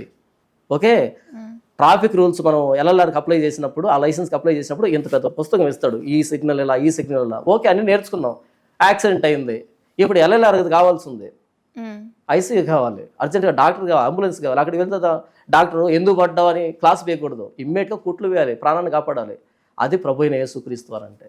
నేను చెడిపోయానమ్మా, చెడిపోయిన నన్ను, నా పాపాన్ని కడగలిగినటువంటి వ్యవస్థ ఎక్కడుంది? ఏ మతం ఉంది? ఏ మతంలో ఆ నియమం చెప్పండి. నేను పాపినే, నాకు మనస్సాక్షి దోషారోపణ చేస్తుంది, చెప్పు మీ మతంలో. కానీ ఏదైనా తీసుకో, నా పాప ఆరోపణ నుంచి నన్ను బయటికి తీసుకొచ్చేటువంటిది ఏముంది మీ దగ్గర? చెప్పు. భగవద్గీత లేదా? చెప్పు, ఏముందో చెప్పది. రామాయణం లేదా? అదే ఏముంది? నా పాప దోషారోపణ నుంచి నన్ను బయటికి తీసుకొచ్చి నాకు ధైర్యాన్ని ఇచ్చేటువంటిది ఏముంది చెప్పండి. మీకు బైబిల్లో ఏమిచ్చింది? పాపం ప్రభు అయిన యేసుక్రీస్తు వారి రక్తం ప్రతి పాపం నుంచి కడిగి మనల్ని పవిత్రులుగా చేయను. యేసు ప్రభు శిలువ దగ్గరికి వచ్చినప్పుడు ఆయన శిలువ మీద వేలాడుతుంటాడు కదా. ఎందుకు ఆయన శిలువ మీద వేలాడుతున్నాడు అంటే, మనం చేసిన పాపాన్ని బట్టి నా పాపానికి రావాల్సిన శిక్షను ఆయన శిలువ మీద అనుభవించాడు. అందుకని మీరు పాపం చేయట్లేదు. ఇప్పుడు నా ధైర్యం వచ్చింది, నేను మరలా నా లైఫ్ న్యూ స్టార్ట్ చేయడానికి, కొత్తగా స్టార్ట్ చేయడానికి నాకు ఇంకొక అవకాశం వచ్చింది. దీనికి ఆయన పరిశుద్ధాత్మ దేవుడు నాకు అనుగ్రహించాడు, పదా ముందుకని. కాబట్టి నేను చేసినటువంటి పాపానికి పెనాల్టీ ఆయన కట్టేశాడు. సో అది ధైర్యాన్ని ఇచ్చింది. ఓకే, పాపం చేసిన వాళ్ళు పాపం పోవాలి అంటే ప్రభు అయిన యేసుక్రీస్తు అని అంగీకరించాలి, ఆయన రక్తంలో కడగబడాలి. అంగీకరించిన తర్వాత పాపం చేయొచ్చా? బైబిల్ అలా చెప్పలేదమ్మా. అంగీకరించిన తర్వాత ప్రభు అయిన యేసుక్రీస్తు వారి సారూప్యతలో ఎదగాలి, పరిశుద్ధతను అభ్యాసం చేయాలి. ఓకే, ఒకవేళ బాప్తిజం తీసుకున్న తర్వాత పాపం చేస్తే క్షమాపణ అడగాలి, సరి చేసుకోవాలి, పడిన ప్రతిసారి లేవాలి. మళ్ళోసారి పాపం చేస్తే లేవాలి. పాపం చేసుకొని వినండి, చనిపోయేంత వరకు తిరిగి లేవడానికి ప్రయత్నం చేయాలి. నేను ముందే ఏం చెప్పాను అంటే, యేసుప్రభువుని నమ్మడం అంటే బాప్తిసం కాదు, మారు మనసు పశ్చాత్తాపం ద్వారా పాప క్షమాపణ కోసం బాప్తిసం అని. ఇంతకు మారు మనసు అంటే ఏంటి? మారు మనసు పొంది బాప్తిసం తీసుకోవాలి కదా. మారు మనసు పొందితే మరలా పాపం చేయడానికి ఇబ్బంది పడతాడు. పాపం చేసిన ప్రతిసారి పాపం పట్ల అసహ్యం పెరుగుతుంది. మీకు అర్థమయ్యే విధానంలో చెప్తాను. మీరు బిర్యానీ తిన్నారు, బిర్యానీ తినేప్పుడు ఎలా తింటారు? గబగబా తింటారు, ఇష్టంగా తింటారు కదా. బిర్యానీ తిన్నారు, అనుకోకుండా ఏదో తేడా అనిపించింది, వాంతి చేస్తున్నారు బిర్యానీని. ఓకే, బిర్యానీ వాంతి చేస్తున్నారు, అది అక్కడే ఉంది, కాసేపటికి ఆకలి అయింది, మరలా బిర్యానీ తింటారా? తిన్నాను. ఎందుకు తిన్నారు? సేమ్ బిర్యానీ కదా, మీరే కదా ఆర్డర్ పెట్టుకున్నారు. నేను వాంతింగ్ చేసుకున్నాను. ఎస్, వాంతికి చేసుకోకముందు ఇష్టంగా తిన్నారు, వాంతికి చేసుకున్న తర్వాత దాన్ని చూడడానికి కూడా ఇష్టపడరు కదా. దీన్ని మారు మనసు అని అంటారు. మారు మనసు, మరో మనసు. ఇంతవరకు నేను చేసిన దాన్ని అసహ్యించుకుంటూ, ప్రభా ఇలా నేను బ్రతికాను, నాకు ఈ బ్రతుకొద్దు, నన్ను క్షమించు అంటూ యేసుప్రభు దగ్గరికి వచ్చినాడు. మరలా దాంట్లో పడడు. ఒకవేళ పడే పరిస్థితి వస్తే కనుక పడిన దానికి అంతకంతకు సిగ్గుపడతాడు, బాధపడతాడు. మళ్ళీ రెండోసారి పడడానికి ఇష్టపడ్డు. ఒకవేళ మళ్ళీ రెండోసారి పడ్డాడు అనుకో, ఇంకా రెండింతలు సిగ్గుపడ్డం, బాధపడ్డం. ఒకనొకరు నిటారుగా నిలవబడతాడు, పడకుండా ముందుకు వెళ్తాడు. అంతేగాని మేము పదే పదే క్షమిస్తుంటాను కానీ చెప్పింది, ఒక్కసారి మారు మనసు ద్వారా వచ్చిన వాడు ఇంకోసారి పడడానికి ఇష్టపడ్డు. అంతే. మీకు యాక్సిడెంట్ అయింది, కాలు విరిగింది, దేవుని దయలో మరలా కట్టుకుంది, ఆపరేషన్ అనేది కట్టుకుంది, ఇంకోసారి ర్యాష్ డ్రైవింగ్ చేయరు. ఎందుకని? ఒకసారి కాలు పోతే కట్టుకున్నా సరే ఎలాగుంటుందో తెలుసు కాబట్టి, 6 నెలల మంచంలో ఉన్నాం కాబట్టి. అంతేనా? ఇప్పుడు డాక్టర్ కట్టింది, ఇంకొకసారి యాక్సిడెంట్ కమ్మని కాదు, ఇక మీద జాగ్రత్తగా ఉండండి అని. అలాగే యేసు ప్రభు మనకు క్షమించింది దేనికంటే, ఇక మీదట పాపం చేయొద్దు అని. అదేమ్మా. మరలా నిదానికి వెళ్తున్నా సరే యాక్సిడెంట్ జరగదంటే జరిగే అవకాశం ఉంది, కానీ ఇంతకుముందు వెళ్ళిన స్పీడ్లో మనం వెళ్ళేదానికి ఇష్టపడము. అది యేసు ప్రభు నమ్ముకున్న తర్వాత పాపం చేయరా కాదు, చేయడానికి ఇబ్బంది పడతారు. ఒకవేళ చేస్తే అంతకంత కుమిలిపోవాల్సి వస్తుంది. ఒకనొక రోజు నిటారుగా నిలబడి పరిశుద్ధతను అభ్యాసం చేసేటువంటి పరిస్థితి ఉంటుంది. సార్ నిజంగా అంటే బైబుల్ నమ్మే వాళ్ళందరూ కూడా, బైబుల్ని ఫాలో అయ్యే వాళ్ళందరూ కూడా తర్వాతి ఈ జన్మ తర్వాత పరలోకం అనేది ఉంటుంది, మనం పరలోకానికి వెళ్ళాలి అంటే ఇలా మనం పనులు చేయాలి కొన్ని నిజంగా పరలోకం అనేది ఉంటుందా? పరలోకం అంటే దేవుడు ఉండేటువంటి లోకం అమ్మ. దేవుడు ఉండేటువంటి లోకం, అది మరణం తర్వాత ఉండేటువంటి లోకం. మనం ఇక్కడ మీరు బయట నిలబడ్డారు కదా, నేను వచ్చినప్పుడు ఆ బయట నిలబడగానే లేదా ఇప్పుడు డోర్ ఓపెన్ చేయగానే ఒక వాహనం ఇటు వెళ్తుంది, ఒక వాహనం అటు వెళ్తుంది. మీకు ఇంతవరకే కనపడుతుంది. డోర్ ఎంత ఉంది, వాటి ఇటు వెళ్ళడం చూస్తున్నారు, ఇటు వెళ్ళడం చూస్తున్నారు. ఇప్పుడు మీరు ఇక్కడ ఉండి అటువైపు ఏమీ లేదు ఇటువైపు ఏమీ లేదు అన్నారు అనుకోండి, అది అమాయకత్వం అవుతుంది. అటువైపు ఏమీ లేకపోతే అటు ఎందుకు వెళ్ళింది ఒక వాహనం, ఇటువైపు ఏమీ లేకపోతే ఇటు ఎక్కడికి వెళ్ళింది వాహనం, ఇది కదా ప్రశ్న. మనకు కనబడేటువంటి చిన్న డోరు, కానీ వాహనాలు వెళ్తున్న దాన్ని బట్టి మనం ఏమి అర్థం చేసుకోవాలంటే ఏదో ఉంది, అటువైపు గమ్యం ఉంది, ఇటువైపు ఏదో గమ్యం ఉంది కదా. మనకు కనబడే చిన్నదైనా సరే ఏదో సుదూర గమ్యం అవుతుందని. ఒక మనిషి పుడుతున్నాడు అంటే ఎక్కడి నుంచి వస్తున్నాడు, ఒక మనిషి చనిపోతున్నాడు అంటే ఎక్కడికి వెళ్తున్నాడు. మనకు అటువైపు కనబడకపోయినా సరే ఎక్కడికి వెళ్తున్నాడు, ఎక్కడికి వెళ్తున్నాడు, దేవుని దగ్గరికి వెళ్తున్నాడు లేదా నరకానికి వెళ్తున్నాడు. అదే. సో నిజంగానే నరకంలో ఇప్పుడు అంటే ఇప్పుడు శాస్త్రం, ఇప్పుడు హిందూయిజంలోకి వస్తే కుమ్మిపాకం అని కొన్ని వేస్ ఉంటాయి, అట్లనే మీకు కూడా ఉంటాయా? అలాంటి పాకాలేవి బైబిల్లో లేవమ్మా. అలాంటి పాకాలు బైబిల్లో లేవు. బైబిల్ నరకం అని చెప్పింది. ఆ నరకంలో అగ్ని ఆరదు, పురుగు సావదు అని అంత భయంకరమైన శిక్ష, అంటే అంత వేదన అనుభవిస్తారని రాయబడింది తప్ప అది ఎలాగుంటుందో తెలియదు. చనిపోయిన తర్వాత దాన్ని అనుభవించాలి తప్ప ఎక్స్ప్లెనేషన్ అందదు. అది నరకం అయితే ఉంది, పరలోకం అయితే ఉంది. సో పరలోకం అంటే దేవుడున్న స్థలం, నరకం అంటే ఆయన లేని ఆయనకు దూరంగా ఉండేటువంటి ప్రదేశం. సార్ సాధారణంగా రాధా మనోహర్ దాస్ గారు ఈ క్రిస్టియన్ మతంలో ఉన్న వాళ్ళందరినీ కూడా గొర్రెలని సంబోధిస్తూ ఉంటారు. వాళ్ళని వాళ్ళే పిలుచుకుంటారు కదా, నేను గొర్రెలు అంటే తప్పే ఉంది అని చెప్పి మాట్లాడతారు. నిజంగానే మీరు గొర్రెలు అని చెప్పి మిమ్మల్ని మీరు సంబోధించుకున్న సందర్భాలు ఉన్నాయా బైబిల్లో?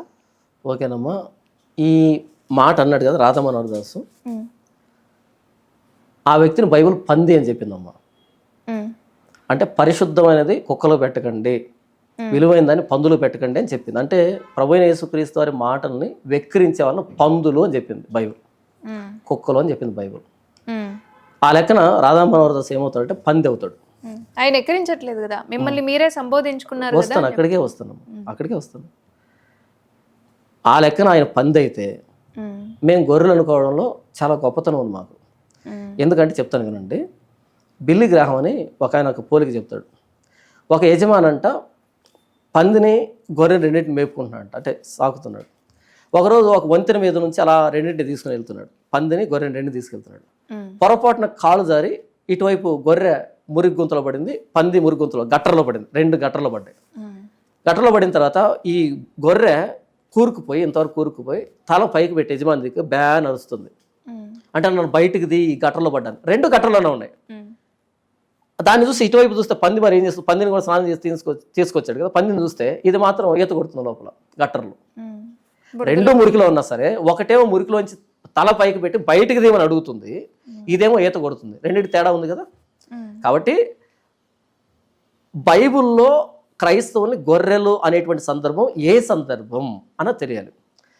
ఈ కొత్త నిబంధన రాయబడినప్పుడు కానీ పాత నిబంధన రాయబడినప్పుడు కానీ ఆ కల్చర్ ఏంటంటే పశువులు మేపుకునేటువంటి కల్చర్. అప్పట్లో సాఫ్ట్వేర్ ఉద్యోగాలు లేవు కదా, పశు పోషణ లేకపోతే వ్యవసాయము, వీటి మీద చేతి వృత్తుల మీద ఆధారపడి బ్రతుకుతున్నటువంటి సమాజం 2000 సంవత్సరాల క్రితం. అప్పుడు నేను మిమ్మల్ని కాపాడుతున్నాను, లేకపోతే మీరు నా కింద నన్ను ఆశ్రయించి ఉండాలి అనే దానికి యేసు ప్రభు తీసుకున్నటువంటి ఉపమానం పోలిక ఏంటంటే కాపరి గొర్రెలు అని. ఎందుకని ఆ సంస్కృతి అది కాబట్టి, వాళ్ళకి అదే అర్థమవుతుంది కాబట్టి. కాబట్టి యేసు ప్రభు ఏ కాంటెక్స్ట్లో ఏ కాలంలో చెప్పాడనే కనీస స్పృహ లేకుండా అర్థం మీద వేసుకొని యేసు ప్రభు గొర్రెలు అన్నాడు అనుకో, గౌరవం ఉంటుంది. ఈ పంది గొర్రె అంటే కష్టం ఉంటుంది కదా. యేసు ప్రభు గొర్రెలు అన్నాడు అనుకో, మేము పడతాం. ఎందుకని ఆయన కాపరి కాబట్టి. గట్టర్లో తిరిగే పంది గొర్రె అంటే కష్టం అనకూడదు అలా కదా. ఇప్పుడు ఉదాహరణకి ఇప్పుడు నేను పాపం చేస్తున్నాను అని అన్నాను అనుకోండి, అది నేను ఒప్పుకున్నట్టు, కన్ఫెస్ చేసినట్టు. ఇప్పుడు మీరు నన్ను పాపి అన్నారు అనుకో, నాకు ఇబ్బంది అనిపిస్తుంది. అవును. మనం కొన్ని కన్ఫ్యూజ్ చేస్తాం, అంత మాత్రం అందరూ అలా అనమని కాదు దాని అర్థం. యేసు ప్రభువుకి సంఘానికి ఉన్నటువంటి రిలేషన్లో ఆయన కాపరి, గొర్రెలు, అది రిలేషను. నేను కషాయుణ్ణి కాదు, మిమ్మల్ని కాపాడుతాను, పోషిస్తాను అన్నటువంటి రిలేషన్ అది ఆనాటి కాలంలో.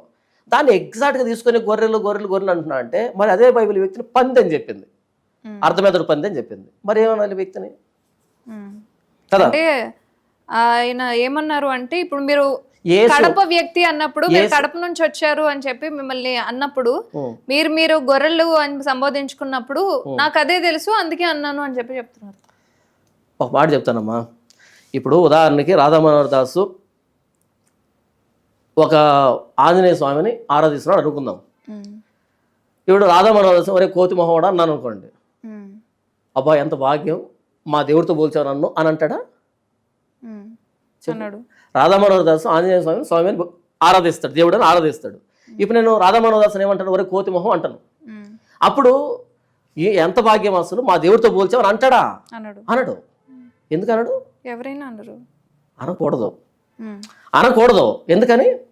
ఆయనగా ఆరాధించుకోవచ్చు, కానీ అంత మాత్రం చేత దాన్ని ఆ రూపాన్ని వ్యక్తికి ఇవ్వకూడదు, అనకూడదు.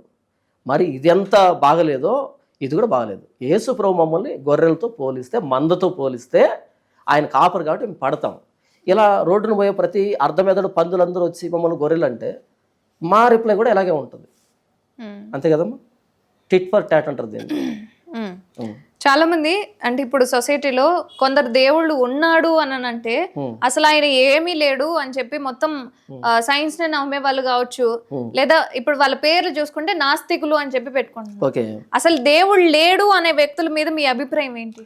అభిప్రాయం కాదమ్మా, బైబిల్లో కీర్తనల గ్రంథం 14వ కీర్తన మొదటి వచనం ఏముంటుందంటే, దేవుడు లేడని బుద్ధిహీనుడు తన హృదయంలో ఆనుకొనును అని రాయబడింది. బుద్ధిహీనుడు, ఫూల్ అని రాయబడిందమ్మా.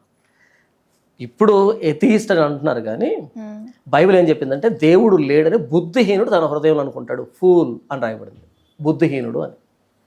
అదే. సో ఇప్పుడు నాస్తికులు అందరూ బుద్ధిహీనులు అని బైబిల్ చెప్పింది. మీరు బైబిల్ ఏది చెప్తే అదే ఫాలో అవుతారా? అంతేనమ్మా. ఎందుకని? అది దేవుని మాట కాబట్టి. నాకేదో తెలుసమ్మా, జీవితం గురించి నేను మొన్న పుట్టాను, రేపు చచ్చిపోతాను. సృష్టిని చేసిన సృష్టికర్త ఆయన మాటకు తిరగబడేంత, ఆయన మాటను కాదేనంత జ్ఞానం నాకెక్కడిది. కాబట్టి ఆయన ఏం చెప్తే నేను అదే చేస్తాను, అదే నిజం. సో బైబిల్లో ఎక్కడ అసలు తప్పులు అనేవే లేవు, పొరపాటును కూడా అమ్మా.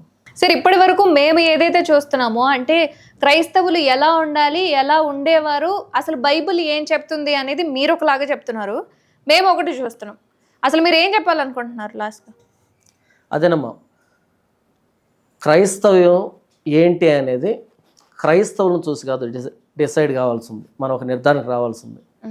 బైబిల్ను చూసి బైబిల్లోనికి వచ్చి బైబిల్లో ఏముంది, బైబిల్ ఏం చెప్పబడింది. ఉదాహరణకి బైబిల్లో దొంగతనం చేయండి అని చెప్పి ఉందనుకోండి, నేను దొంగతనమే చేయకుండా బ్రతుకుతున్నాను అనుకోండి, అప్పుడు నేను మంచివాడిని కాదు, నేను బైబిల్ వెక్కిరించినట్టు. ఎందుకంటే బైబిల్ పట్టుకొని అదొకటి చెప్తుంటే నేను ఇంకొకటి చేస్తున్నట్టు. నన్ను చూసి కాదు మీరు దీన్ని నమ్మాల్సింది, ఇందులో ఏముంది దాన్ని బట్టి నన్ను నమ్మాలి. ఉదాహరణకి ఇక్కడ దొంగతనం చేయకూడదు అని ఉందనుకోండి, నేను దొంగతనం చేస్తున్నాను అనుకోండి, అప్పుడు నేను తప్పుడు అని అవుతాను, బైబిల్ తప్పు కాదు. బైబిల్కి అగైన్స్ నేను బ్రతుకుతున్నాను కాబట్టి మీరు ఎక్కువ శాతం క్రైస్తవాన్ని ఏదైతే చూస్తున్నారో, ఈ మెగా చర్చెస్ కానీ కార్పొరేట్ పాస్టర్స్ కానీ, వాళ్ళని చూసి ఓహో క్రైస్తవులు ఎలా ఉంటారా అని అనుకోకండి. గుంపును చూసి కాదు మనం ఒకదాన్ని నిర్ధారించాల్సింది. ప్రమాణ గ్రంథం, స్టాండర్డ్ బుక్ ఒకటి ఉంది, బైబిల్ ఉంది. ఈ బైబిల్లో ఏం చెప్పబడింది, యేసు ప్రభు ఏం చెప్పాడు, క్రైస్తవం ఎలా ఉండాలి, క్రైస్తవ లక్షణాలు ఏంటి, బైబిల్లో ఏముందో దాన్ని బట్టి మీరు క్రైస్తవులు కూడా జడ్జ్ చేయొచ్చు. మీ బైబిల్ ఎలాగుంది కదా, మీరు ఎందుకు ఎలా ఉన్నారు అని జడ్జ్ చేయొచ్చు. ఇప్పుడు ఒక సైన్స్ టీచరు ఒక ప్రాంతంలో ఎవరినో అత్యాచారం చేసి అనుకున్నాం కాసేపు. ఇక సైన్స్ టీచర్లు అంతా ఇలాగే ఉంటారంటే తప్పు, అది వాడు తప్పుగా ప్రవర్తించాడు. సైన్స్ టీచర్లు అంతా ఇలా ఉండరు. అలాగే పాస్టర్ కావచ్చు, క్రైస్తవులు కావచ్చు, ఏదైనా తప్పుగా బిహేవ్ చేశారనుకో, అలా వాళ్ళు బిహేవ్ చేయడానికి వాళ్ళ వ్యక్తిగతమైనటువంటి లోపం ఉంటుంది తప్ప బైబిల్ అలా చేయమని చెప్పలేదు. కాబట్టి బైబిల్ను చదివి బైబిల్ను చూసి క్రైస్తవాన్ని అంచనా వేయండి తప్ప, క్రైస్తవాన్ని చూసి బైబిల్ దగ్గరకు వచ్చి దీన్ని తప్పు అనేటువంటి ప్రయత్నం చేయడం తప్పు. ఈ ఇంతకుముందు సుబ్బలక్ష్మి గారు కానీ, లేకపోతే మిగిలినటువంటి వ్యక్తులు బైబిల్కి వ్యతిరేకంగా ఎవరైతే మాట్లాడుతున్నారో, ఈ రాధా మనోహర్ దాస్ కానీ, కరుణాకర్ కానీ, ఇలాంటి వాళ్ళంతా కానీ వాళ్ళు చెప్పేటువంటి విషయాల్ని అలా నేరుగా తీసుకోకండి. తీసుకుంటే చాలా ప్రమాదాలు పడిపోతారు. ఎందుకంటే ప్రతి టెక్స్ట్కి ఒక కాంటెక్స్ట్ ఉంటుంది. ప్రతి టెక్స్ట్కి ఒక కాంటెక్స్ట్ ఉంటుంది, ఒక సందర్భం ఉంటుంది. ఆ సందర్భంలోంచి బయటకు లాగినప్పుడు ప్రతిదీ అపార్థంగానే అనిపిస్తుంది. సందర్భం నుంచి బయటకు రావడం, సందర్భంలో పెట్టి చూసినప్పుడు ప్రతిదీ అర్థవంతంగా అనిపిస్తుంది. సో మనం ఒక విషయాన్ని చదువుతున్నప్పుడు బైబిల్లో అది ఏ సందర్భము, ఏ కాలానికి సంబంధించింది, ఎంతకాలం వరకు అన్వయించబడుతుంది అనేటువంటి ఆ స్పృహతోటి మనం చదివినప్పుడు దీనికి పెద్దగా జ్ఞానం కూడా కలదు. 6వ తరగతి నాలెడ్జ్ ఏంటంటే ఒక లైన్ ఇస్తాడు టెక్స్ట్ బుక్లో తెలుగులో ఇచ్చి కింద ఏమంటాడు, దీనికి సందర్భ వాక్యాన్ని రాయండి అంటాడు. అప్పుడు మనం ఏం రాస్తాము, దాని పైన రాసి కవి పరిచయం. ఏ కవి రాశాడు దీన్ని, రెండవదిగా సందర్భం, ఏ సందర్భంలో ఎవరితో అన్నారు దీన్ని, మూడవదిగా భావం, దీనికి భావం ఏంటి అని రాస్తాం. ఇది పద్యానికి కదా, ఇది 6వ తరగతి జ్ఞానం కదా. అలాగే బైబిల్ చదివేటప్పుడు ప్రతిది కూడా సందర్భం ఏంటి, ఎవరికి రాశారు, ఎంతవరకు అన్వయించబడుతుంది అనేటువంటి ఆ స్పృహతో చదివితే బైబిల్ అద్భుతం అమ్మా. అల్టిమేట్ దైవ గ్రంథం బైబిల్, దేవుడు మానవుడికి ఇచ్చినటువంటి గ్రంథం బైబిల్. అయితే సందర్భం నుంచి బయటికి లాగినప్పుడు అపార్థం అవుతుంది. ఎవరైతే మీరు ఉదాహరించారో ఈ వ్యక్తులు, వీళ్ళందరూ సందర్భం నుంచి బయటికి లాగి చదువుతున్నారు. వీళ్ళు బయటికి లాగి చదవడం అని కాదు, కానీ హేతువాదులు నాస్తికులు పుస్తకాలు రాశారు బైబిల్ మీద. బైబిల్ ఎక్కడ తప్పు ఉంది, ఇక్కడ తప్పు ఉంది అంటే రాశారు. ఎందుకని, దేవుని తప్పు పట్టడానికి.